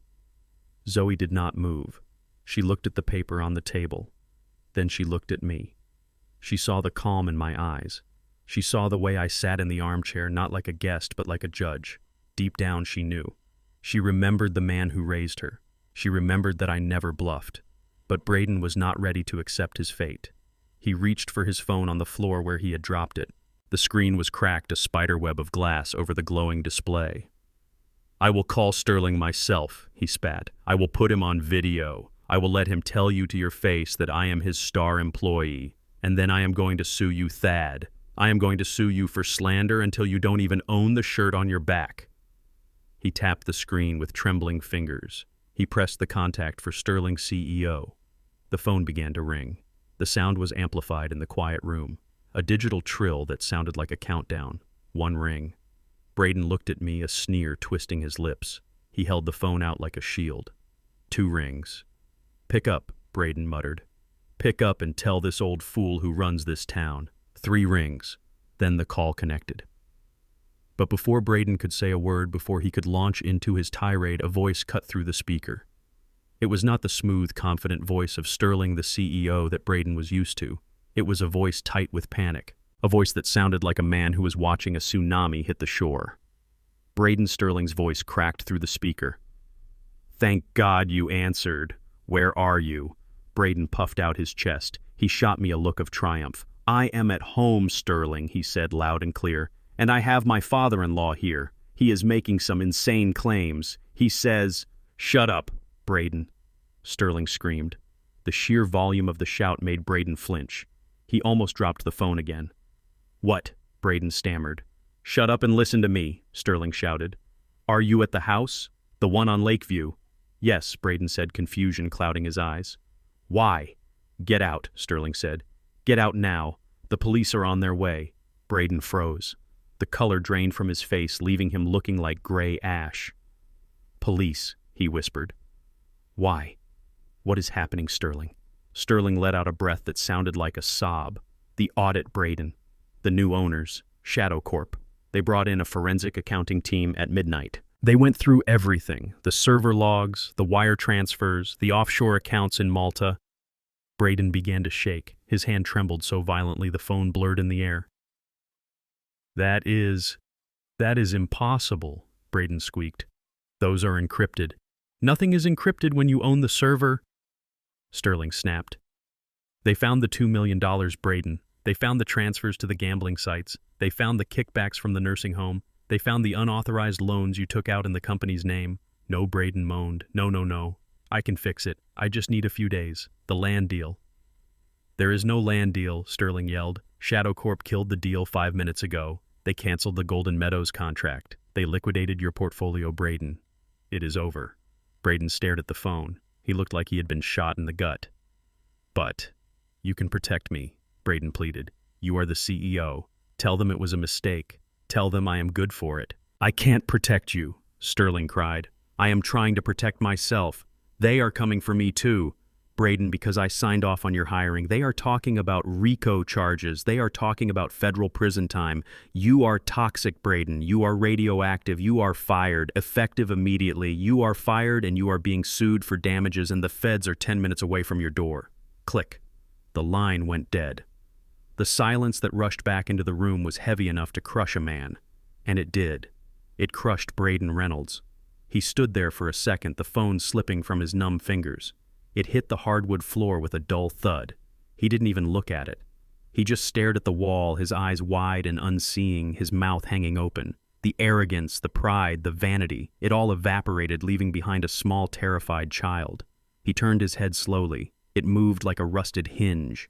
He looked at me. I was sitting back in the armchair, my legs crossed, one boot resting on my knee. I looked relaxed. I looked comfortable. Braden stared at me with a horror that transcended fear. He looked at my flannel shirt. He looked at my calloused hands. He looked at the man he had called a gardener, a bum, a waste of space. How he whispered. His voice was barely audible. How did you do this? He asked louder, taking a step toward me. He looked at the papers on the table. The memo. The employee code. You orchestrated this, he accused, his voice rising to a shriek. You called them. You told them to look. You planted the evidence. He was unraveling. His mind couldn't accept that he had lost, so he had to invent a conspiracy. I leaned forward. On the coffee table next to the unsigned deed sat a silver tea service. It was an antique Zoe had bought at an auction with money I had given her for her birthday 3 years ago. There was a pot of Earl Grey that had gone cold. I reached out with my good hand. I picked up the delicate china cup. My rough fingers looked out of place against the porcelain, but I held it with perfect stability. I took a sip. It was cold and bitter, but to me, it tasted like victory. I set the cup back on the saucer with a gentle clink. I looked up at Braden. I did not plant anything, Braden, I said. My voice was low rumbling like the engine of my truck. I did not force you to gamble. I did not force you to steal. I did not force you to treat your wife like an ATM and your father-in-law like a dog. You did this. Braden insisted, tears streaming down his face. You called Sterling. You ruined me. What did you do? I stood up. I smoothed the wrinkles in my shirt. I told you, Braden, I said. I didn't do anything special. I took a step closer to him. He flinched, backing away until he hit the mantel of the fireplace. I just called my employees, I said. The realization hit him like a physical blow. His knees gave out and he slid down the front of the fireplace, landing in a heap on the rug. Your employees, he gasped. Sterling works for me, I said. The auditors work for me. The bank that holds your mortgage works for me. I gestured around the room. And as of this morning, Braden, I own the company that owns the company that you used to work for. I looked down at him. You wanted me to stop existing, I said. You wanted the gardener to disappear. Well, Braden, I have good news. The gardener is gone. I leaned down close to his face. The landlord is here, and rent is due. From the hallway came the sound of sirens, distant at first but getting louder. The wail of the police cars cutting through the Christmas morning air. Braden heard them. He looked at the door. He looked at Zoe. He looked at me. Help me, he whimpered. Dad, please, help me. I stood up straight. I looked at the man who had tried to bury me. I am helping you, Braden, I said. I am teaching you the value of consequences. It is the most expensive education money can buy. I turned my back on him and walked toward the window to watch the flashing blue lights pull into the driveway. The sirens outside were deafening now, a cacophony of wailing mechanical banshees that signaled the end of the charade. Blue and red lights flashed through the sheer curtains, painting the living room in chaotic strobes of color. But inside the eye of the storm, there was a stillness that felt heavy enough to crush bone. I turned away from the window where I had been watching the police cars skid into the driveway. I turned back to the two people who had spent the last 5 years treating me like a stain on their perfect white carpet. I looked at Braden, huddled on the floor in front of the fireplace, his silk robe looking ridiculous now, like a costume from a play that had been canceled. I looked at Zoe, curled on the sofa, clutching a throw pillow to her chest, as if it could protect her from the truth. And then I did something I had not done in a decade. I stood up. I do not mean I simply rose from the chair. I mean I unfolded myself. For 10 years I had walked with a stoop, a slight hunch in my shoulders that came from grief and the desire to be invisible. I had made myself smaller to fit into the tiny box they had built for me. I had let them see the old man, the gardener, the relic. But now, as the police pounded on the heavy oak front door, I let the facade drop. I locked my knees. I rolled my shoulders back until my spine cracked and straightened. I lifted my chin. I seemed to grow 3 inches in height right before their eyes. The weariness vanished from my face, replaced by the iron-hard expression of a man who had stared down union strikes and hostile takeovers in the boardrooms of Chicago. I was no longer Thad the nuisance. I was Thaddeus King the Titan. I walked toward the coffee table. My heavy work boots did not shuffle. They struck the hardwood floor with a rhythmic, authoritative thud that sounded like a gavel striking a bench. Step, step, step. Braden looked up from the floor. His eyes were wide and wet with tears, but there was a new emotion there too. Confusion. He was looking at me, but he did not recognize the man standing in his living room. He saw the flannel shirt, but he could not reconcile it with the aura of power that was suddenly radiating from me. "Who are you?" he whispered, his voice trembling. I did not answer him. Not yet. I reached inside my flannel jacket. There was a hidden pocket there, sewn into the lining, a pocket deep enough to hold the weight of an empire. I pulled out a blue leather folder. It was old, the leather worn smooth by years of handling, but the gold leaf stamped on the front still gleamed in the light of the chandelier. I dropped it on the table. It landed with a heavy final thud that silenced the room. It landed right on top of the unsigned eviction notice Braden had tried to force me to sign. "Open it," I commanded. My voice was different. It was not the gravelly whisper of the grandfather. It was a baritone rumble, deep and resonant, the voice of a man who was used to his orders being obeyed without question. Zoe flinched at the sound. She looked at the folder, then up at me. "Dad," she breathed. "What is this?" "Open it, Zoe," I said. "Read it. Read it aloud so your husband can hear who he really tried to evict today." Zoe reached out with a shaking hand. Her manicured fingernails clicked against the leather cover. She opened it. Inside were documents, thick bond paper, watermarked and stamped with official seals. She turned the first page. Her eyes scanned the lines. She frowned. This is a property deed," she said, her voice confused. "For the trailer park." "Keep reading," I said. She read. "Lot 4A. Lakefront parcel, 5 acres. Appraised value." She stopped. She blinked. She brought the paper closer to her face. $52 million, she whispered. Braden scrambled up from the floor. He crawled on his hands and knees to the table. He snatched the paper from Zoe's hand. "That is impossible," he shouted, spittle flying from his mouth. "It is a swamp. It is dirt. It is worth 5 million tops." I looked down at him with cold amusement. "It is dirt." Braden, I agreed. "But it is dirt that sits on top of one of the largest limestone deposits in the state. And it is dirt that is zoned for high-density commercial use, which I secured in 1982. You saw a trailer. You saw weeds. You didn't bother to check the geological survey. You didn't bother to check the zoning rights. You were so busy looking down on me that you didn't look down at the ground." 50 million, Braden gasped, staring at the number. He looked sick. He realized he had been trying to steal pennies from a vault full of gold. "But that is not all," I said. "Turn the page, Zoe." Zoe turned the page. Her hands were shaking so violently now that the paper rattled like a dry leaf in a gale. This is a corporate filing," she said. "Read the name of the company," I ordered. "King Holdings, LLC," she read. And underneath that I prompted. "Read the subsidiaries."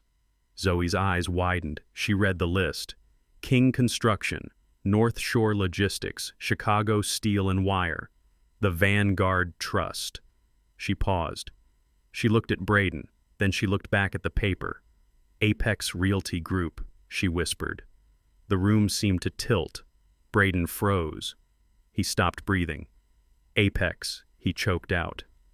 No, that's my company. I walked around the table.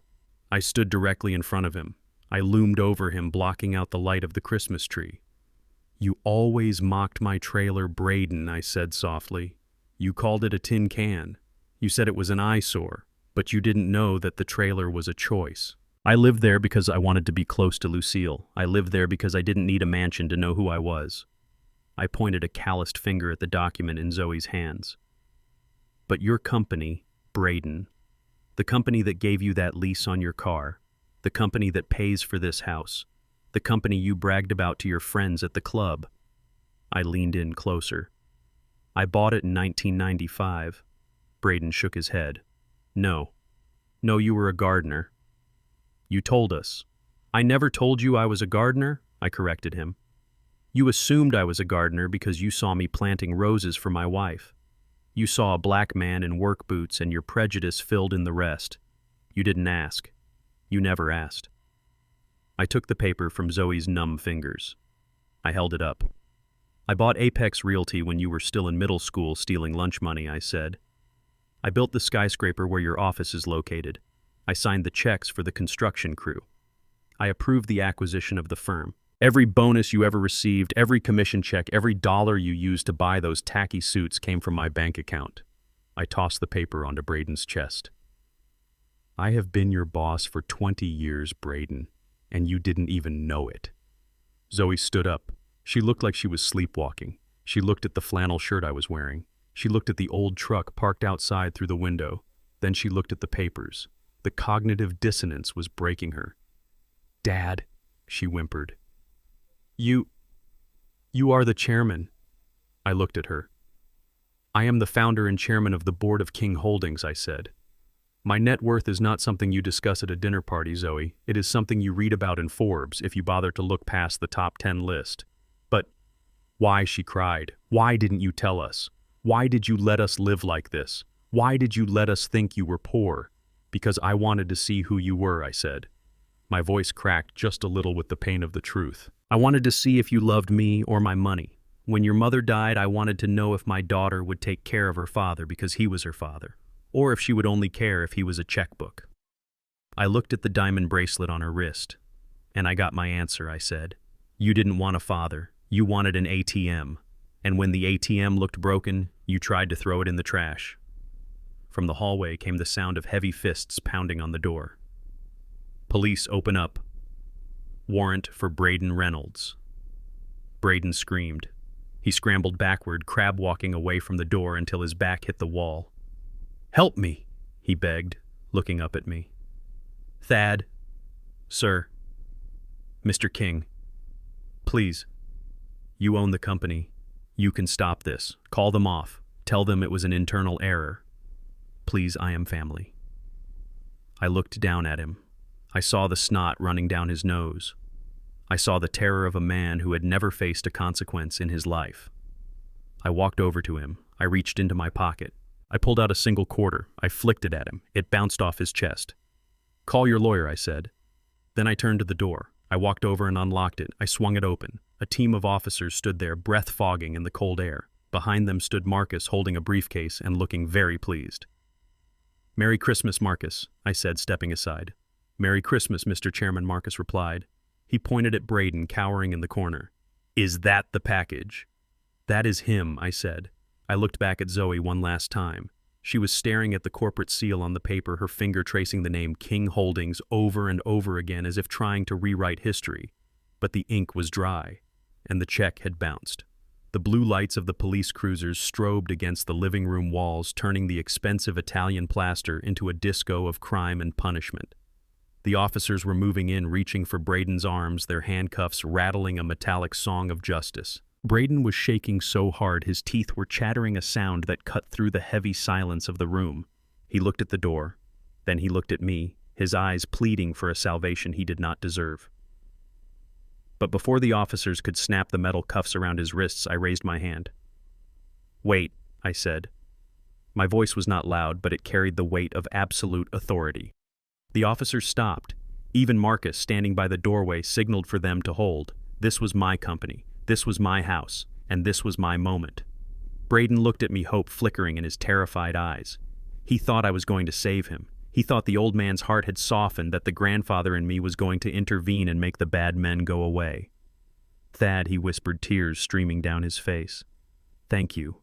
I knew you wouldn't let them take me. We can fix this right. We can work it out."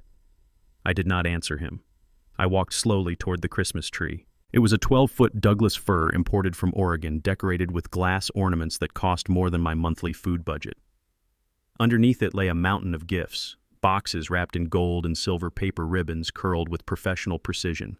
Gifts for Zoe, gifts for his business partners, gifts for himself. There was not a single gift for me under that tree. Not a card, not a pair of socks, nothing. But there was one box that didn't belong. I pointed to a small, flat package tucked near the back. It was wrapped in plain brown paper, no ribbon, no bow, just a simple block of darkness amidst the glitter. "I have a gift for you, Braden," I said. Braden blinked, confused. "A gift?" I nodded. "Open it." I motioned for the officers to let him move. He scrambled forward on his hands and knees, crawling across the Persian rug like a broken child. He reached for the brown package. His hands were shaking so badly he couldn't get a grip on the paper at first. He clawed at it, tearing the wrapping. Zoe stepped forward, wiping her eyes. She looked at the box, then at me, hope rising in her chest too. She thought maybe it was money. She thought maybe it was a check to cover the debts to make the nightmare end. Braden ripped the paper off. He revealed a black folder. It was not leather like the corporate dossier I had shown them earlier. It was stiff, textured cardstock, the kind used for legal summons. He opened it. He stared at the first page. I watched his face. I watched the last vestige of color drain away, leaving him looking like a corpse in a silk robe. His mouth opened, but no sound came out. He read the bold black letters at the top of the page. Then he read them again, as if his brain refused to process the information. What is this?" he croaked. "Read it." "Braden," I said. He shook his head. "No, this is a mistake." "Read it," I commanded, my voice cracking like a whip. Braden swallowed hard. He looked at the police officers, then at Zoe, then back at the paper. "Notice of default," he whispered, "and immediate foreclosure." Zoe let out a gasp. She ran to his side, grabbing the folder. "Foreclosure," she shrieked. "That is impossible. We pay the mortgage every month. This is a $5 million house. You cannot just foreclose on it." I walked over to the fireplace and leaned against the mantel.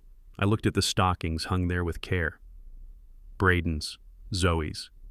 Even one for the dog. None for me. "You haven't paid the mortgage in 3 months, Zoe," I said calmly. Zoe turned to Braden, horror dawning on her face. "Braden, you said you handled the payments. You said the account was on autopay." Braden looked down at the rug. He couldn't meet her eyes. "I needed the cash," he mumbled. "The interest rates on the loans, the Russos, they were threatening to break my legs, Zoe. I skipped a few payments. I was going to make it up. Once the land deal went through, I was going to pay it all back." He turned to me, holding up the folder. "But Thad, Mr. King, this notice, it says the lender is the King Trust." I smiled. It was a cold winter smile. "Does that name sound familiar, Braden?" I asked. Braden's eyes widened. "King Trust. King Holdings. You," he whispered. "You hold the mortgage." I nodded. "When you bought this house 5 years ago, you bragged about getting a private loan with a flexible rate," I said. "You didn't look at who backed the private lender. You didn't check the parent company. You borrowed $3 million from me, Braden. You have been living in my house, sleeping under my roof, and eating in a kitchen bought with my money for 5 years." I pushed off the mantel and walked toward them. And this morning at 8 o'clock, I sat in my office and I reviewed the delinquent accounts, I said. "I saw your name, I saw the missed payments, and I saw the way you treated the man who lent you the money." I took the folder from his trembling hands. "So, I personally signed the acceleration clause," I said. I called the note due. The entire balance, Braden. $3 million plus interest plus penalties, payable immediately. Braden collapsed. He didn't just kneel, he folded in on himself, his forehead touching the floor. He grabbed the hem of my flannel pants. I don't have it, he sobbed. You know I don't have it. I am broke, Thad. Please, don't do this. I will work. I will pay you back every cent. Just give me time. You had time, I said, looking down at him. You had 5 years. Zoe grabbed my arm. Her grip was tight, desperate. Daddy, please, she cried, tears streaming down her face, ruining her makeup. This is my home. This is where we live. You can't just kick us out. Where will we go? It is Christmas. I looked at her. I looked at the daughter who had stood in her kitchen 3 days ago and told me to my face that my home was an embarrassment. Your home, I repeated. Yes, she sobbed. My home. Our sanctuary. I pulled my arm away from her grasp. I walked over to the window and looked out at the snow covering the manicured lawn. I remembered the conversation we had. I remembered the magazine with the Porsche. I remembered the way she had looked at me when Braden told me to stop existing. You know, Zoe, I said, turning back to face them. Just the other day you told me something very interesting. You stood in your marble kitchen, and you told me that a trailer isn't a home. Zoe flinched. She remembered. You said it was a tin can, I continued, my voice rising. You said it was a pile of junk. You said it was undignified. You were willing to send the bulldozers to crush the place where your mother and I built a life because it didn't look like a mansion to you. I walked back to them. I stood over them both, the gardener towering over the executives. Well, I said, I have news for you. This house, this monstrosity with its columns and its heated floors. This isn't a home either, Zoe. She looked at me, confusion and terror warring in her eyes. What do you mean? She whispered. It is not a home, I said. It is an asset. It is a piece of collateral on a bad debt. And as the owner of that debt, I am liquidating the asset. I pointed to the door. You have 24 hours, I said. 24 hours. Braden gasped. That is impossible. We can't move in a day. We have furniture. We have clothes. I don't care about your furniture, I said coldly. I don't care about your clothes. Take what you can carry.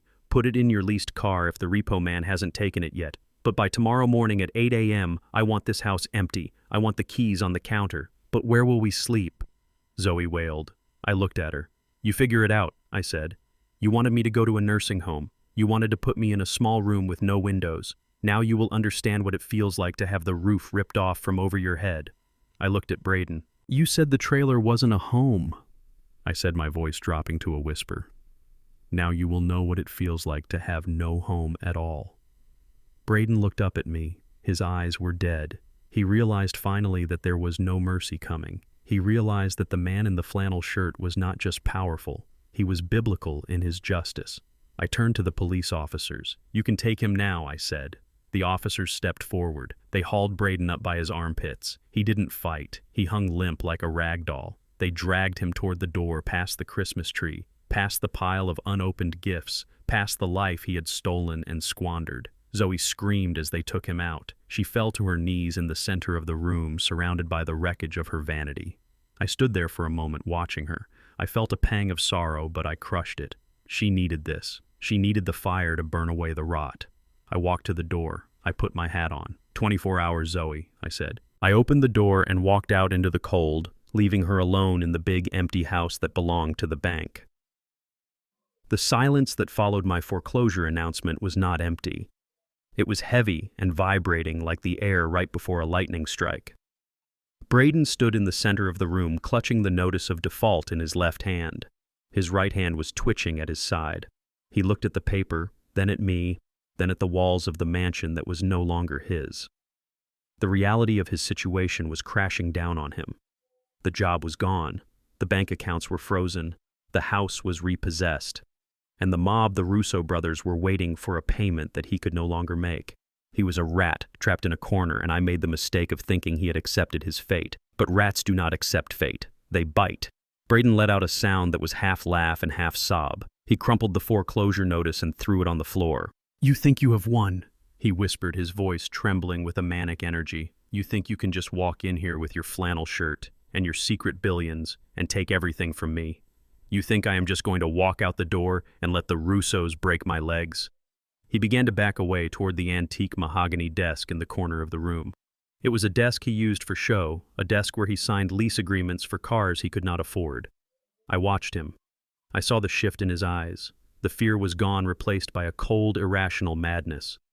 "It is over, Braden," I said, my voice calm. "Do not make it worse. The police are outside. Just walk out." "No," he screamed. He lunged for the top drawer of the desk. Zoe screamed. "Dad, look out."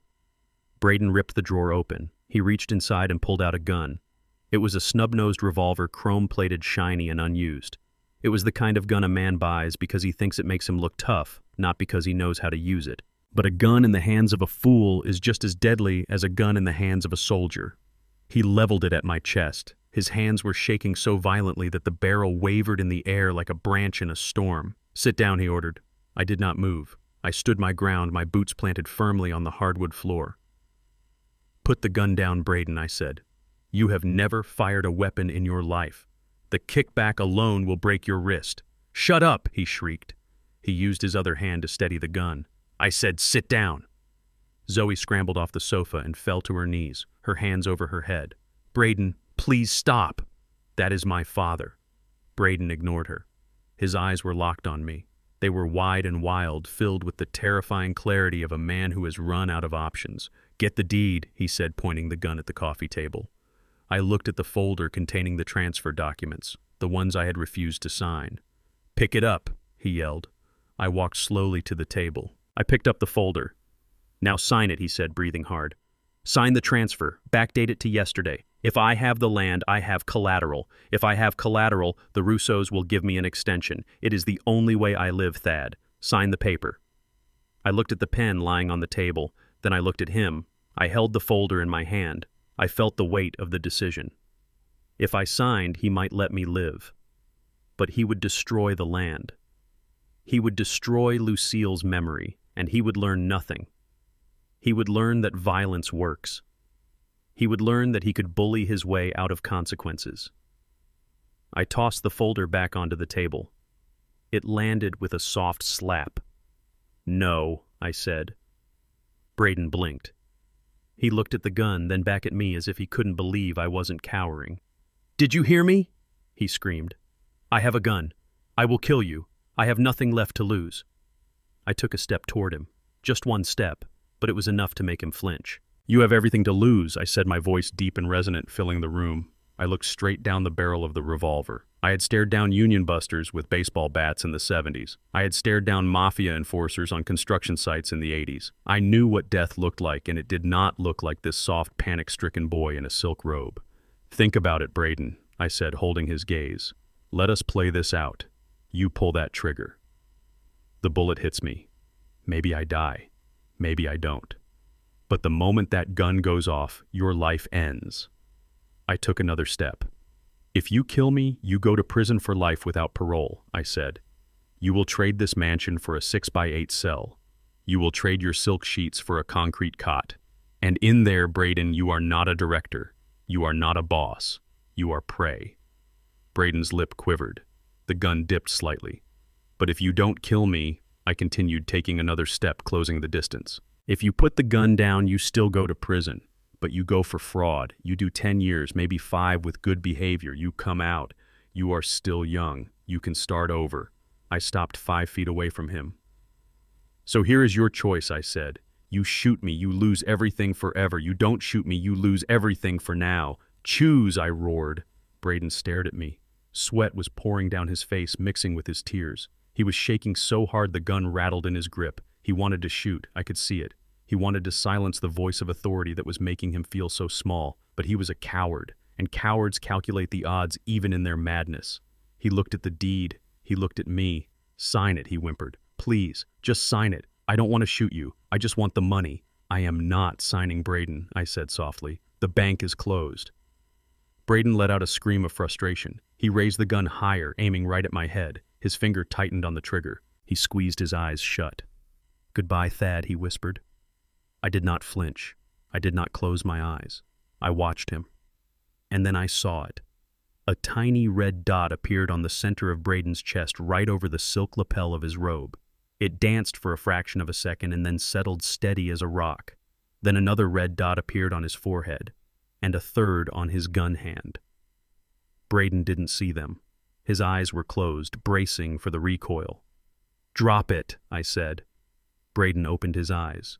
"Why are you not dead?" he asked, confused. "Look at your chest," I said. Braden looked down. He saw the red laser light glowing on his heart. He gasped. He looked at his hand. The red dot was there too. He looked at the window. Through the glass he could see movement in the snow, dark shapes, professional shapes. Crash! The French doors leading to the patio exploded inward. Glass shattered, raining down on the carpet like diamonds. 3 men burst into the room. They were not police officers. They wore black tactical gear with no badges. They moved with a speed and precision that made the police look like amateurs. The man in the lead was huge, a mountain of muscle in a dark suit. It was Earl, my head of security, the man who had parked my truck the night before. "Drop the weapon!" Earl shouted, his voice booming like thunder. "Drop it or you are dust!" He leveled a military-grade rifle at Braden. Braden screamed and threw the gun away as if it had turned into a snake. It clattered across the floor, spinning under the sofa. Braden threw his hands up. "Don't shoot! Don't shoot! I surrender!" Earl moved in. He didn't walk, he flowed. He grabbed Braden by the back of his neck and slammed him face first onto the rug. "Stay down," Earl roared, pressing his knee into Braden's spine. 2 other guards secured the room, clearing the corners, checking the exits. They moved to stand in front of me, forming a human wall between me and the threat. Earl looked up at me. His face was grim. "Mr. King, are you injured?" "I am fine, Earl," I said. I brushed a shard of glass off my sleeve. "Just a little family dispute." Earl hauled Braden up. He pulled a pair of zip ties from his belt and cinched them around Braden's wrists tight enough to cut circulation. Braden was sobbing now, loud, heaving gasps. "Who are these people?" he wailed. "Who are you?" "Thad." I walked over to him. I looked down at the man who had held a gun to my head. "I told you, Braden," I said. "I am the chairman." I pointed to Earl. "And this is my private security detail. They have been watching the house since midnight. They were just waiting for you to cross the line from white-collar criminal to violent offender." I leaned in close. "You just crossed it." Zoe was still on the floor, staring at the shattered glass of the patio doors. She looked at Earl. She looked at the laser sights on the rifles. She looked at me. "You had snipers," she whispered. "You had snipers outside my house." I looked at her. "I protect my assets, Zoe," I said. The front door burst open again. This time it was the police, the real police. They ran in, guns drawn, confused by the scene of private security holding the suspect. Earl flashed a badge. He was retired CPD and he still carried the authority. "Suspect secured," Earl announced. "Attempted murder, assault with a deadly weapon. We have it all on video." He pointed to a small camera clipped to his vest. The police officers took Braden from Earl. They replaced the zip ties with steel handcuffs. They read him his rights, but Braden wasn't listening. He was staring at me. He looked at the old man in the flannel shirt. He looked at the gardener he had mocked. And finally he understood. He hadn't been fighting a man. He had been fighting an institution. "Take him away," I said, turning my back. As they dragged him out, Braden didn't scream. He didn't beg. He just hung his head, defeated by the weight of his own hubris. I walked over to the desk where the gun lay on the floor. I looked at it. It was a cheap gun, just like Braden. Flashy on the outside, hollow on the inside. I looked at Earl. "Good timing," I said. Earl cracked a rare smile. "We aim to please Mr. King." I looked around the ruined room. The snow was blowing in through the broken doors. The Christmas tree had fallen over in the scuffle. The party was definitely over. The wind howling through the shattered patio doors was biting and cold, carrying the scent of snow and exhaust fumes from the police cruisers idling in the driveway. It swirled around the living room, lifting the edges of the wrapping paper on the unopened gifts and rustling the needles of the fallen Christmas tree. But the cold outside was nothing compared to the chill that settled in the room as the uniformed officers took custody of my son-in-law. Earl and his team stepped back, their job done, fading into the periphery like silent sentinels, while the chaotic machinery of the law took over. I watched Braden Reynolds, the man who had stood at the head of this table, and toasted to my disappearance, now being hauled to his feet by two officers who looked like they had no patience for men in silk robes. The zip ties Earl had used were cut off only to be replaced immediately by the heavy metallic click of steel handcuffs. That sound. That sharp mechanical snap. It is a sound that signals the end of freedom and the beginning of a very long nightmare. Braden was hyperventilating. His chest heaved up and down and his eyes darted around the room looking for an exit, looking for a lawyer, looking for anyone who would listen to him. "I demand to speak to the chief of police." Braden sputtered, spit flying from his lips.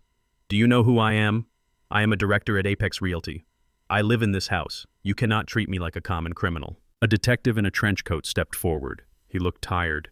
He looked like a man who had missed Christmas morning with his own family to deal with a white-collar criminal who thought he was above the law. He held a clipboard in his hand. Braden Reynolds, the detective, said, his voice flat and bored. "You are under arrest." For what? Braden screamed, struggling against the grip of the officers. "For defending my home. That man broke in. He has private militia. I was standing my ground." The detective didn't even look up from his clipboard. "You are under arrest for 18 counts of wire fraud," he read. 12 counts of embezzlement from corporate accounts, money laundering, and thanks to the video evidence we just secured, assault with a deadly weapon and attempted murder. Attempted murder! Braden gasped. The fight went out of him. His knees buckled and the officers had to hold him up to keep him from hitting the floor. I didn't mean to shoot him," Braden whispered. "It was just a threat. The gun wasn't even loaded." "I don't think it was loaded." "It was loaded," the detective said. "We checked the chamber. 6 rounds of hollow points. If you had pulled that trigger, Mr. King would be dead and you would be looking at life without parole. As it stands, you are looking at 20 to 30 years. 30 years. The words hung in the air like smoke. I saw the realization crash into Braden. He did the math. He was 35 years old. He would be an old man when he walked free. He would be older than I was now. He looked at me. He looked at the man in the flannel shirt who was still standing tall, still holding his glass of tea, still watching with the impassive gaze of a judge. "Thad," he pleaded, his voice cracking. "Thad, please. You can't let them do this. I am family. I am Zoe's husband. Think of Zoe." I looked at Zoe. She was still on the floor, surrounded by broken glass and shattered dreams. She was staring at Braden with wide, terrified eyes. She was waiting for him to tell her it was a mistake. She was waiting for him to protect her. But Braden Reynolds was not a protector. He was a parasite, and when a parasite is threatened, it consumes the host to survive. He saw that I wasn't going to help him. He saw the wall of ice in my eyes. He realized that his charm, his suits, and his lies had finally run out of currency. He panicked. It was a primal, ugly thing to watch. He started looking for a scapegoat. He started looking for someone, anyone to throw under the bus to break his fall. His eyes landed on Zoe. "It wasn't me," he screamed, twisting his body toward the detective. "I didn't want to do it. It was her idea." The room went silent. Zoe blinked, confusion clouding her tear-stained face. What she whispered. "She made me do it," Braden yelled, his voice rising to a hysterical pitch. He pointed a cuffed hand at his wife. "She is the one who wanted the money. She is the one who wanted the Porsche. She told me to sell the land. She told me the old man was senile. She said he wouldn't notice if we moved the assets." Braden, Zoe gasped. "What are you saying? Don't look at me like that," Braden shouted, spitting the words at her. "You loved the lifestyle, didn't you, Zoe? You loved the country club. You loved the jewelry. You pushed me. You said I wasn't making enough money. You said your father was sitting on a gold mine and he was too stupid to use it." "No," Zoe cried, scrambling to her feet. "I never said that. I never told you to steal." "You signed the checks," Braden screamed. "The joint account. Your name is on the tax return, Zoe. You are an accomplice. Officer, arrest her too. She knew everything. She is the mastermind. I was just trying to make my wife happy. I was just doing what she told me." I watched him. I watched a man destroy the woman he had vowed to love and cherish, just to try and shave a year off his sentence. It was the most pathetic display of cowardice I had ever seen. Zoe stood there, her hands covering her mouth, her body shaking. She looked at the man she had married, the man she had defended against me, the man she had chosen over her own father. She didn't see the handsome executive anymore. She didn't see the provider. She saw a rat, a cornered, shivering rat who was willing to eat her alive to save himself. The illusion shattered. I could almost hear the sound of it breaking. The glass house she had built in her mind crashed down around her. She looked at me. Her eyes were pleading. She wanted me to step in. She wanted me to tell the police that Braden was lying. But I stood still. I let her hear it. I let her hear every word of his betrayal. Because she needed to know. She needed to feel the sharp edge of the knife she had helped to sharpen. The detective looked at Zoe, then back at Braden with open disgust. "Mr. Reynolds," the detective said, "we have the forensic accounting logs. We have your IP address.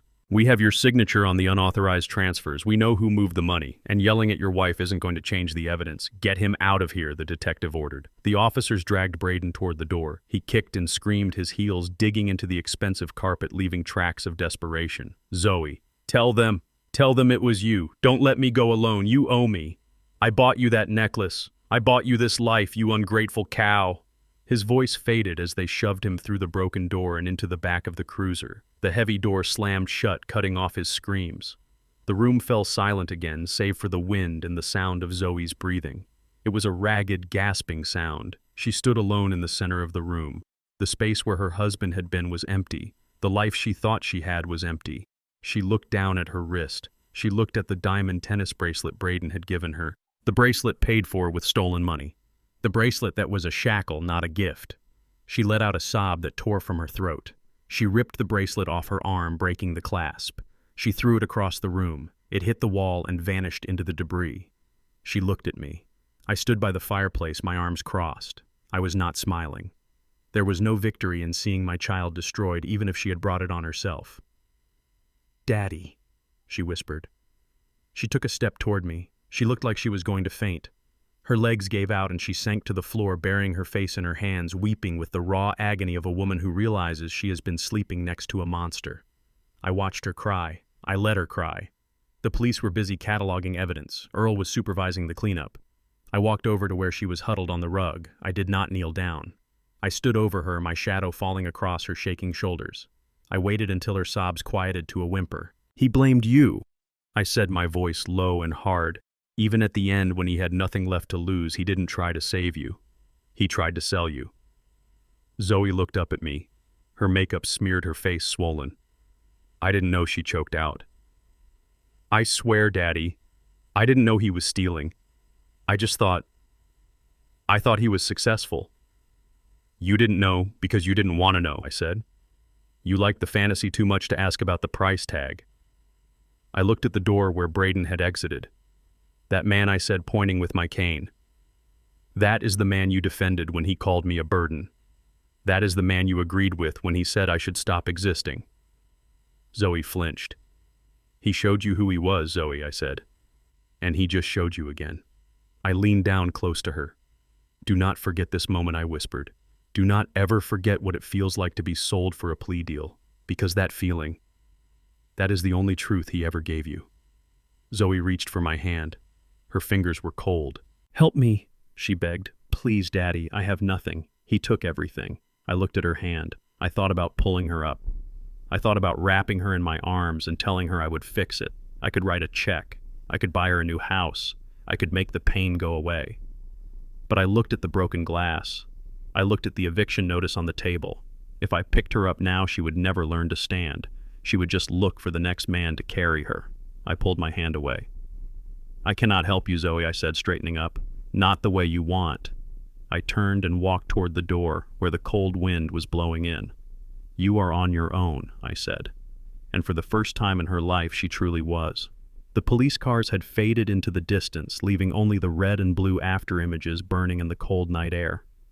The front door was broken, hanging off its hinges and letting the winter wind swirl into the foyer, carrying snowflakes that melted on the expensive marble floor. I stood in the center of the wreckage of my daughter's life. The silence was absolute. It was the silence of a tomb. Zoe was on the floor. She had crawled toward me, her designer dress torn at the knee, her mascara running in black rivers down her face. She wrapped her arms around my leg, pressing her cheek against the rough denim of my work pants. It was a gesture of total submission of a child seeking shelter from a storm she had helped create. "Daddy," she sobbed, her body shaking with violent tremors. "Please, you have to help me. I have nothing." He took it all. "The accounts are frozen. The cards are declined. I do not even have cash for a cab." I looked down at her. I felt the warmth of her tears soaking through my pant leg. Every instinct in my body screamed at me to bend down to pick her up, to wrap her in my arms and tell her that I would fix it. That is what a father does. He fixes things. He kills the spiders, he mends the broken toys, he writes the checks. For 32 years, I had been her shield. I had protected her from the rain, from the cold, and from the consequences of her own choices. And look where it had gotten us. My protection had not made her strong. It had made her soft. It had made her entitled. It had turned her into a woman who could watch her husband humiliate her father and do nothing but laugh because she was afraid of losing her heated seats. I reached down. I took her hands. They were cold and trembling. Zoe looked up, hope flooding her eyes. She thought I was going to pull her up. She thought I was going to take her to my penthouse and order her a warm meal. I peeled her fingers off my leg one by one. I did not pull her up. I stepped back, leaving her kneeling on the cold floor alone. "Daddy?" she whispered, confusion clouding her face. "What are you doing?" "I am doing what I should have done 10 years ago," I said, my voice low and steady. "I am letting you fall." Zoe gasped. No, you can't. I am your daughter. You are rich now. You are a billionaire. You can buy me a house. You can buy me 10 houses. It would be nothing to you. It would be nothing to my bank account," I agreed. "But it would be everything to your soul." I walked over to the side table where Braden had left a notepad. I took a pen from my pocket. Not a gold pen. A cheap plastic Bic pen, the kind that works even when it is dirty. I scribbled something on the paper. Zoe watched me, pulling herself up to a sitting position. "I did not know, Daddy," she pleaded again, returning to her only defense. "I did not know he was a criminal. I am a victim here. Stop saying that," I snapped. The harshness of my voice made her flinch. I turned to face her, holding the pen like a weapon. "You did not know about the embezzlement, fine, I will give you that. But you knew about the cruelty." I walked closer to her. "Last night, Zoe. Right here in this room. Your husband stood where I am standing now. He held a glass of scotch and he told a room full of people that the best gift I could give you was to stop existing. He wished for my death. He called me a burden. He called me a stain." Zoe looked down, unable to meet my eyes. I was scared," she mumbled. "I watched you, Zoe," I continued. "I watched your face. I waited for you to speak. I waited for you to say, 'That is my father you are talking about.' I waited for you to spill your drink on him. I waited for you to walk out." I paused, letting the memory hang in the air between us. "But you didn't do any of those things. You laughed." Zoe began to cry again, harder this time. It was a nervous laugh, she sobbed. "I didn't mean it. It sounded real to me," I said. "It sounded like you were relieved that he was saying it so you didn't have to. You laughed because you wanted to fit in with his friends more than you wanted to defend me. You chose the pearls over the person." I looked around the room at the opulent furniture, the velvet drapes, the crystal chandelier. "You fell in love with this house," I said. "You fell in love with the status, and you were willing to pay for it with my dignity. You sat in my kitchen 3 days ago and told me my home was a tin can. You looked at my hands, the hands that built this city, and you called them embarrassing." "I am sorry," she wailed. "I am so sorry, Daddy. I was wrong. I see that now." "You see it now because the lights are out," I said. "You see it now because the check bounced. That is not repentance, Zoe. That is regret, and regret is cheap." I tore the piece of paper off the notepad. I walked back to her and held it out.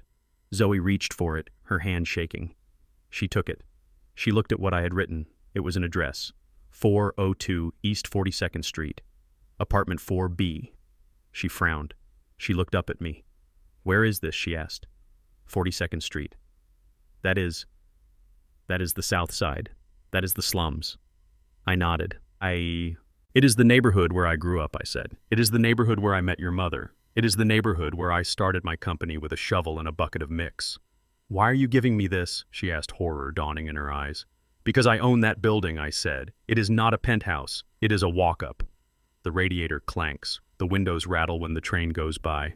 And the elevator has been broken since 1985. I reached into my pocket and pulled out a key. It was a single brass key on a plain wire ring. No fob, no remote entry. I dropped the key into her palm. "Apartment 4B is empty," I said. "It has a bed. It has a stove. It has a roof. That is more than you have right now." You You want me to live there, she whispered. In the ghetto. I want you to survive there, I corrected her. I stepped back, looking her in the eye. Here is the deal, Zoe. The bank of Dad is closed. I am not giving you a cent. I am not buying you a car. I am not paying for your lawyer. But how will I eat, she cried. How will I live? You will work, I said. Work, she repeated the word, feeling foreign on her tongue. Yes, work, I said. There is a diner on the corner. Talk to Sal. Tell him Thaddeus sent you. He needs a dishwasher. Or try the laundromat down the block. They always need help folding sheets. Dishwasher, she gasped. Dad, look at me. I cannot wash dishes. I have a master's degree in art history. Then hang the diploma over the sink, I said coldly. It won't scrub the plates for you. I leaned down, getting eye level with her. You have spent your whole life being carried, Zoe. Braden carried you with stolen money. I carried you with guilt money. And because we carried you, your legs are weak. You don't know how to stand. I pointed to the door. You are going to that apartment, and you are going to stay there for 6 months. 6 months, she shrieked. I won't last a week. I will be mugged. I will freeze. You might, I said. But if you are my daughter, if you have even a drop of my blood in your veins, you will figure it out. I stood up straight. Here are the rules, I said. You pay your own electric bill, you buy your own groceries, you take the bus, and Zoe, if you sell yourself, if you find another rich man to leech off of, if you trade your dignity for another tennis bracelet, then do not come back. I turned away from her. But Dad, she pleaded, grabbing my coat. I can't do it. I am scared. I stopped. I didn't look back. You should be scared, I said. Reality is scary, but it is the only place where you can find out who you really are. I walked to the shattered door. The wind hit me biting and raw. I will be watching Zoe, I said. I have eyes in that neighborhood. If you work hard, if you keep your head down, if you learn what $1 actually costs, then come find me in 6 months. We will have coffee. And if I don't, she asked, her voice barely a whisper, then you can keep the key, I said, because that is all you will ever get from me. I stepped out into the night. I walked down the long driveway, past the police tape, past the neighbors who were peering out of their windows. I climbed into my old Ford truck. I started the engine. I looked back at the mansion one last time. I saw Zoe standing in the doorway, clutching the brass key, looking out at the snow. She looked small. She looked terrified. But she was standing. I put the truck in gear and drove away. My heart was breaking, but I knew I had just given her the only gift that mattered. I had given her a chance to exist. Not as a wife, not as a daughter, but as a human being. The drive back to the lake was the longest drive of my life. The adrenaline that had sustained me through the confrontation at the mansion and the heartbreak at the police station began to fade, replaced by a bone-deep exhaustion that settled into my marrow. My old Ford truck rattled over the potholes of the county road, the headlights cutting 2 yellow cones through the swirling snow. I did not turn on the radio. I did not want to hear Christmas carols. I did not want to hear joy. I wanted the hum of the engine and the sound of my own tires on the asphalt. When I finally turned onto the gravel driveway of my property, the sun was beginning to hint at the horizon, a bruised purple line separating the black water of Lake Michigan from the gray sky. I pulled the truck up next to the Airstream. My headlights swept over the silver aluminum skin of the trailer. To Braden, it had been an eyesore. To Zoe, it had been a tin can. But to me, as I sat there with the engine idling, it looked like the most beautiful thing on earth. It was solid. It was paid for.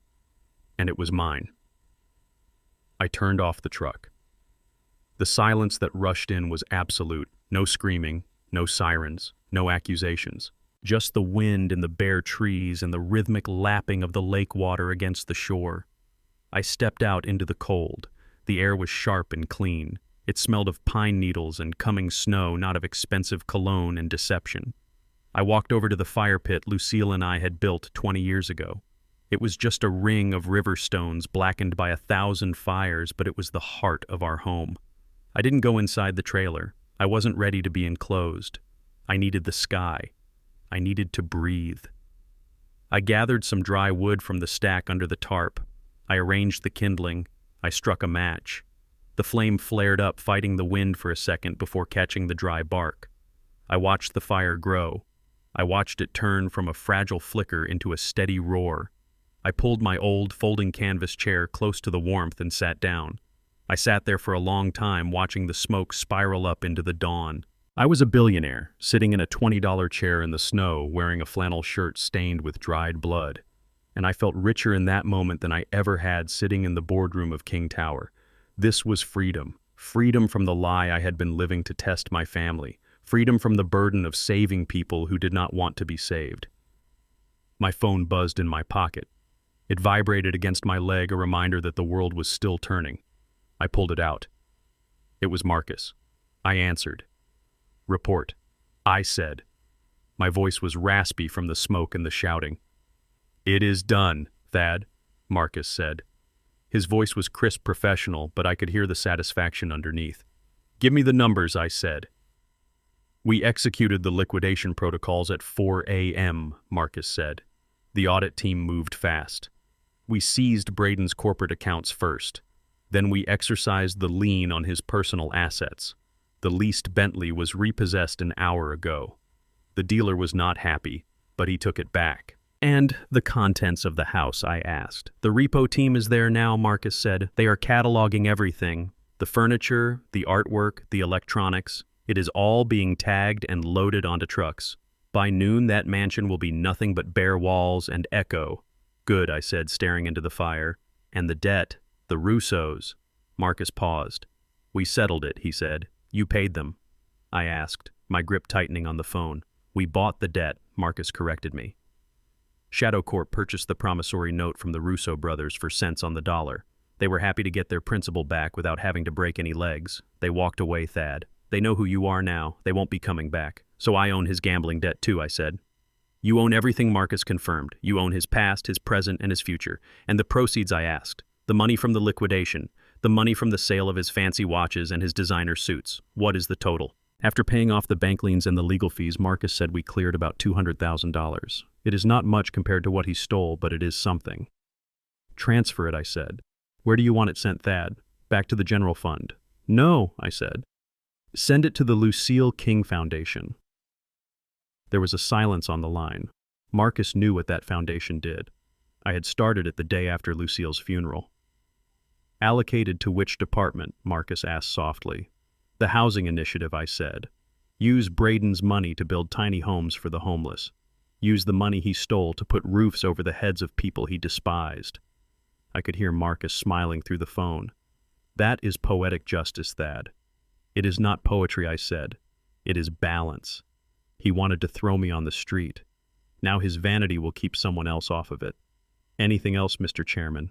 "No, Marcus." "Go home. Spend Christmas with your family." "You too, Thad." I hung up. I put the phone on the ground next to my boot. I looked out at the lake. The sun had broken the horizon now, painting the water in stripes of gold.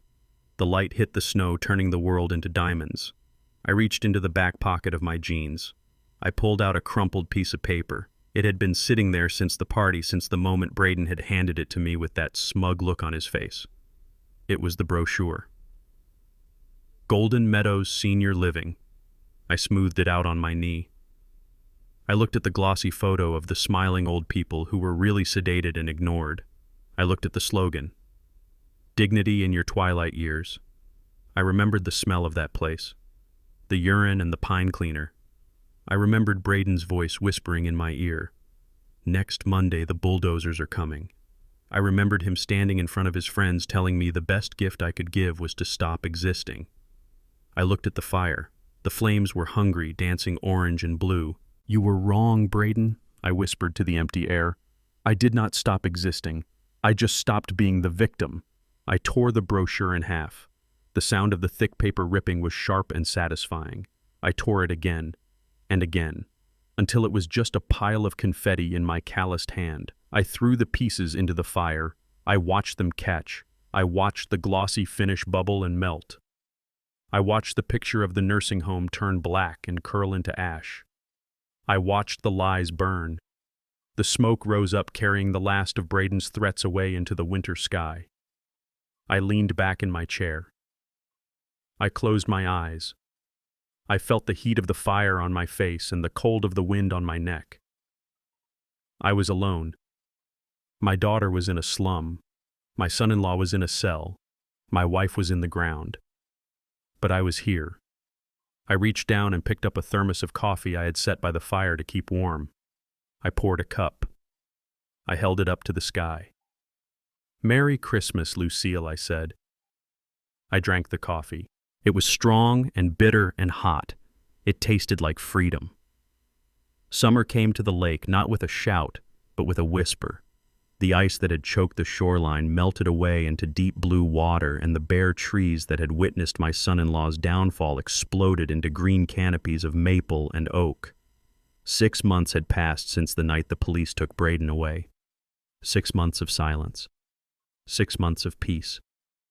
I sat in my folding chair by the fire pit, watching a hawk circle the thermals high above the water. I was 71 now, but I felt younger than I had at 70. The weight of the secret was gone. The weight of the deception was gone. I was just Thaddeus King, a man with a paid-off trailer, a fishing pole, and a bank account that could buy a small country but who preferred the company of squirrels to shareholders. I checked my watch. It was 2 o'clock on a Tuesday. I was not expecting anyone. Marcus handled the business affairs from the tower and only called if something was burning down, which it never was because Marcus was efficient. Earl stopped by on Saturdays. So when I heard the sound of a heavy diesel engine braking on the highway at the top of the hill, I looked up. It was the county bus, the number 42. It stopped at the desolate turnoff that led down to my property. The hydraulic doors hissed open. A single figure stepped out. The bus pulled away, leaving a cloud of black exhaust that hung in the humid air. I watched the figure begin the long walk down the gravel driveway. It was a mile walk.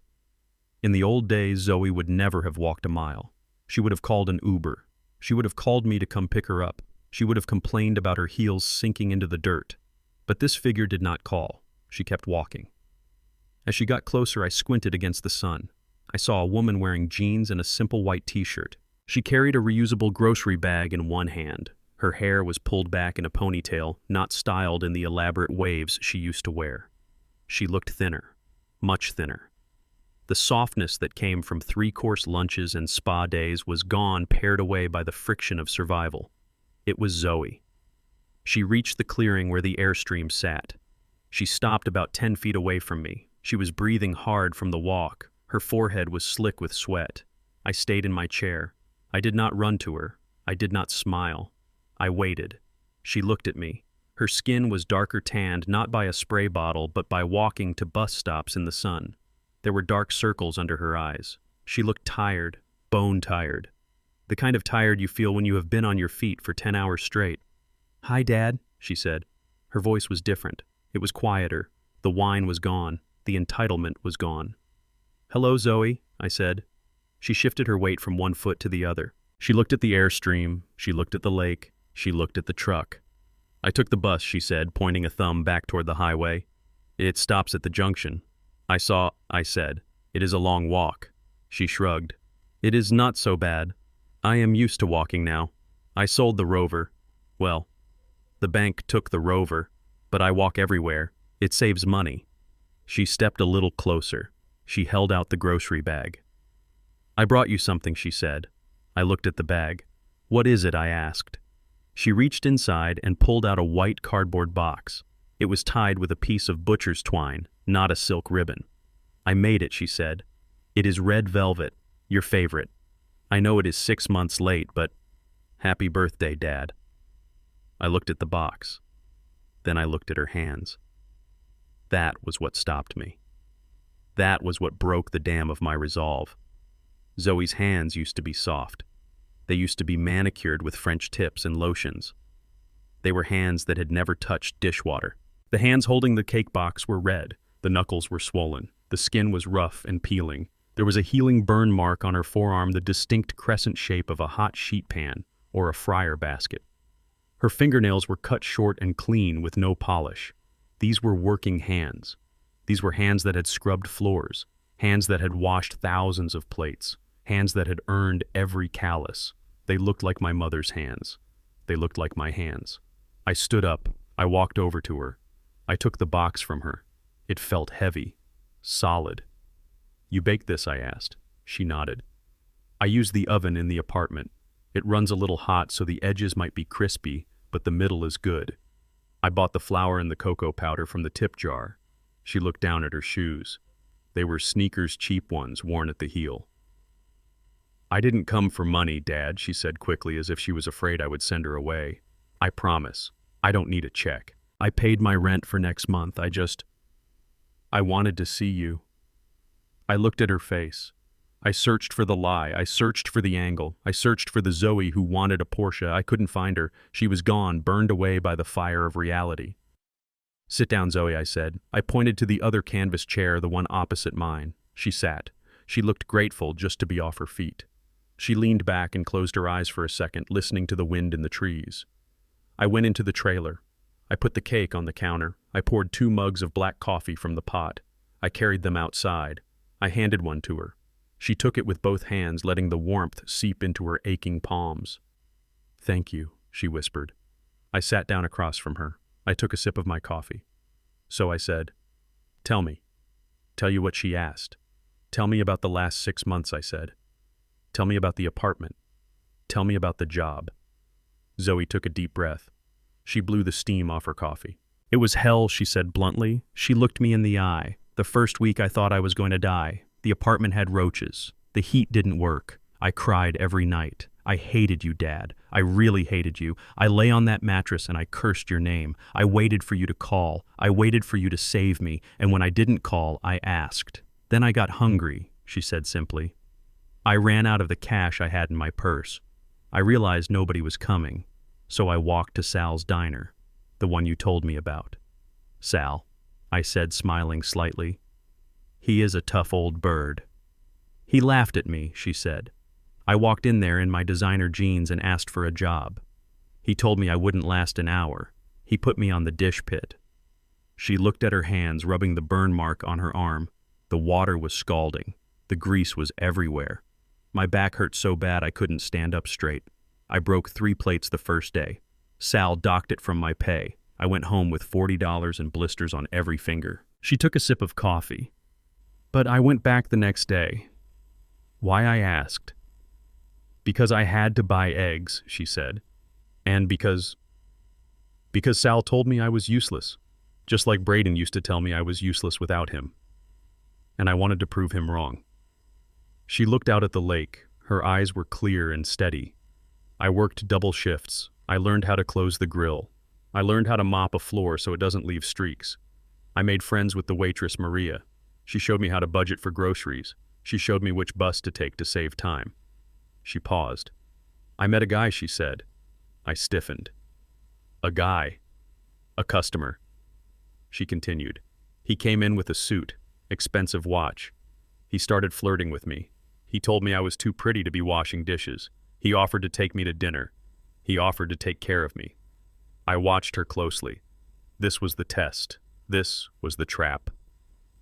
"What did you do?" I asked. Zoe smiled. It was a sad, wise smile. "I looked at his watch," she said. "It was a Rolex, just like Braden's." I looked at his smile. It was the same shark smile, and I realized I would rather scrub grease off a grill for $10 an hour than ever be owned by a man like that again. I let out a breath I didn't know I was holding. "So I told him to get lost," she said. "I told him I buy my own dinner now." She drank her coffee. "And I do, Dad. I buy my own dinner. It is usually just pasta or beans, but I buy it. I pay my electric bill. I wash my own clothes. And every night when I lock that door on 42nd Street, I am scared. But I am not ashamed." She looked at me, tears welling in her eyes again, but these were not tears of manipulation. These were tears of pride. "I exist, Dad," she whispered.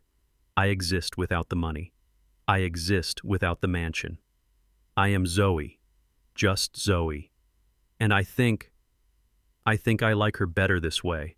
I looked at my daughter. The sun was starting to dip lower, casting long shadows across the grass. She sat there in her cheap clothes with her rough hands and her tired face. She looked like royalty. I stood up. I walked over to the table where she had put the cake. I untied the twine. I opened the box. The cake was lopsided. The frosting was smeared. It looked like a mess. I cut 2 big slices. I put them on paper plates. I walked back and handed her a slice. She watched me take a bite. The red velvet was dense. It was a little dry. "It is delicious," I said. Zoe smiled, a real, genuine smile that reached her eyes. Really, she asked. Really, I said. I sat back down. You kept the key, I said. She nodded, touching her pocket. I did. It is my home. I looked at the lake. I looked at the empire I had built and the peace I had found. Sal called me, I said. Zoe froze. He did. About 3 months ago, I said. He told me he hired a girl who looked like she had never held a sponge in her life. He told me he tried to break her. He told me he gave her the worst shifts. And Zoe asked nervously, and he told me she was the hardest worker he has had in 20 years, I said. He told me she doesn't complain. He told me she has grit. I looked at her. He promoted you to shift manager last week, didn't he? I asked. Zoe blushed. Yes, it is just $1 raise, but I get to hold the keys to the shop. You earned those keys, I said. I finished my cake. I wiped the crumbs from my mouth. I am proud of you, Zoe, I said. She stared at me, her lip trembled. You are, she whispered. After everything I did, because of everything you did, I corrected her. You climbed out of the hole. You saved yourself. That is all I ever wanted. I reached into my pocket. I pulled out my wallet. Zoe stiffened. Dad, I told you I don't want money. I ignored her. I pulled out a card. It wasn't a credit card. It wasn't a check. It was a business card. White, simple. King Holdings in black letters. I handed it to her. What is this? She asked, looking at it. Turn it over, I said. She turned it over. On the back in my handwriting was a date and a time. Monday, 9 a.m. Suite 600. I am not giving you money, Zoe, I said, and I am not giving you a job. She looked confused. Then what is this? It is an interview, I said. An interview, she asked. For the entry-level position in the property management division, I said. You will start at the bottom. You will answer phones. You will file paperwork. You will deal with tenant complaints from buildings just like the one you live in. The pay is starting wage. You will still take the bus. You will still live on 42nd Street. I leaned forward. But if you work hard, if you show up on time, if you treat the janitor with the same respect as the CEO, then maybe in a few years you will run that division. Zoe looked at the card. She ran her thumb over the embossed letters. You would hire me, she asked, after I betrayed you. I hire people who know the value of $1, I said. And I hire people who know what it feels like to have nothing. Because those are the only people who know how to build something that lasts. I stood up. Eat your cake, I said. Then I will drive you to the bus stop. I don't want you walking in the dark. Zoe looked at the card one last time. She slipped it into her pocket right next to the key to her apartment. She took a bite of the cake. She smiled. It is a little dry, isn't it? She admitted. It is perfect, I said. And as we sat there watching the sun go down over the water, I knew that for the first time in years I wasn't sitting with a stranger. I was sitting with my daughter. And she was finally home. The seasons changed again. The green leaves of summer turned to the burnt orange of autumn, and the air around the lake grew crisp, carrying the scent of wood smoke and coming frost. It has been a year since the Christmas that tore my family apart and stitched it back together in a way I never expected. Zoe showed up for that interview on Monday morning at 8:45. She was wearing a suit she bought at a thrift store, and she looked terrified, but she walked into the mailroom and she went to work. She didn't ask for a corner office. She didn't mention her last name. She sorted packages, she filed invoices, and she answered phones for 8 hours a day. But the real education didn't happen in the glass tower of King Holdings. It happened right here at this rusted aluminum folding table outside my Airstream trailer. Every Friday night, Zoe takes the bus out to the lake. She brings a stack of files from the office, financial reports, zoning applications, and blueprints. We sit by the fire pit under the stars, and I teach her how to read the language of concrete and steel. I teach her that a profit margin means nothing if the foundation is cracked. I teach her that a handshake is worth more than a 10-page contract if you are looking the man in the eye. I teach her that the people who clean the floors know more about the building than the people who sit in the boardroom. She listens. She takes notes in a cheap spiral notebook. And slowly I watch the vanity fade away, completely replaced by a sharp, quiet intelligence that reminds me of her mother. Last week I put a document in front of her. It was a trust fund. The Thaddeus King Legacy Trust. It contains the deed to the land, the shares of the company, and enough money to ensure she never has to worry about heating bills again. Zoe looked at it. She pulled her hand back. "I don't want it, Dad," she said. "I am doing fine on my own. I got a raise. I can buy my own winter coat this year." "I know you can," I said, sliding the paper closer to her. "That is why I am giving this to you." I explained the terms. It is not a blank check. It is a conditional living trust. She cannot touch the principal for 10 years. She cannot use the funds for luxury cars or vacations. The money is designated for reinvestment in the company and for the charitable housing foundation we started with Braden's liquidated assets. If you ever revert to the person you were, I said, if you ever treat a waiter with disrespect or judge a man by his shoes, the trust dissolves. The money goes to charity and you go back to zero. Do you accept these terms? Zoe picked up the pen. She didn't hesitate. She didn't call a lawyer. She signed her name. "I accept," she said. She signed it not as a princess securing her inheritance, but as a partner securing a legacy. She understands now that wealth is a tool, not a toy. As for Braden, he is currently serving year 1 of a 20-year sentence at a federal correctional facility in downstate Illinois. I hear he works in the laundry. I hear he spends his days folding sheets and sorting uniforms. It is hard work, monotonous work, the kind of work he used to sneer at. I hope it teaches him something. I hope that in the silence of his cell he finally understands that the man who folds the sheets is just as important as the man who sleeps in them. But I do not visit him. I do not think about him much at all. He is a ghost, a cautionary tale that we have left behind. My focus is here on the water. The sun is setting now, painting the sky in violent shades of violet and red. I am sitting in my canvas chair, my fishing pole resting on my knee. Next to me, sitting on an overturned bucket, is my daughter. She is holding her own pole, watching the bobber dance in the ripples. She is wearing a flannel shirt she borrowed from my closet. It is too big for her, but she wears it like armor. We don't talk much. We don't need to. The silence between us is comfortable. It is the silence of two people who have seen the worst of each other and chosen to forgive. "I got a bite," Zoe whispers, her eyes locked on the water. "Wait for it," I say softly. "Don't yank. Let him take the bait. Patience." She waits. She breathes. And when the line goes tight, she reels it in with steady, strong hands. She pulls up a small perch. It is not a trophy fish. It is not a prize winner. But she smiles, and it is the brightest thing on the horizon. "Nice catch," I say. "Thanks, Dad," she says, unhooking it and tossing it back. She wipes her hands on her jeans. She looks at me. She looks at the trailer, the fire pit, the simple life I fought so hard to protect. "You were right," she says. "About what?" "About the trailer," she says. "It is not a tin can. It is a castle." I smile. I look at the airstream gleaming in the twilight. "It is just a home, Zoe," I say, "and that is enough." We sit there as the stars come out one by one. I am 71 years old. I have lost a wife. I have nearly lost a daughter. I have fought wars in boardrooms and battles in my own living room. But as I sit here listening to the water and the breathing of the woman who has finally become the daughter I raised, I know that I have won the only victory that matters. I am not just existing. I am living. And for the first time in a long time, the future looks clear. We often judge a book by its cover, but in my life I have learned that the most expensive suits often hide the cheapest souls. My son-in-law mistook modesty for poverty and silence for weakness. He thought dignity was something you could buy with a country club membership. He was wrong.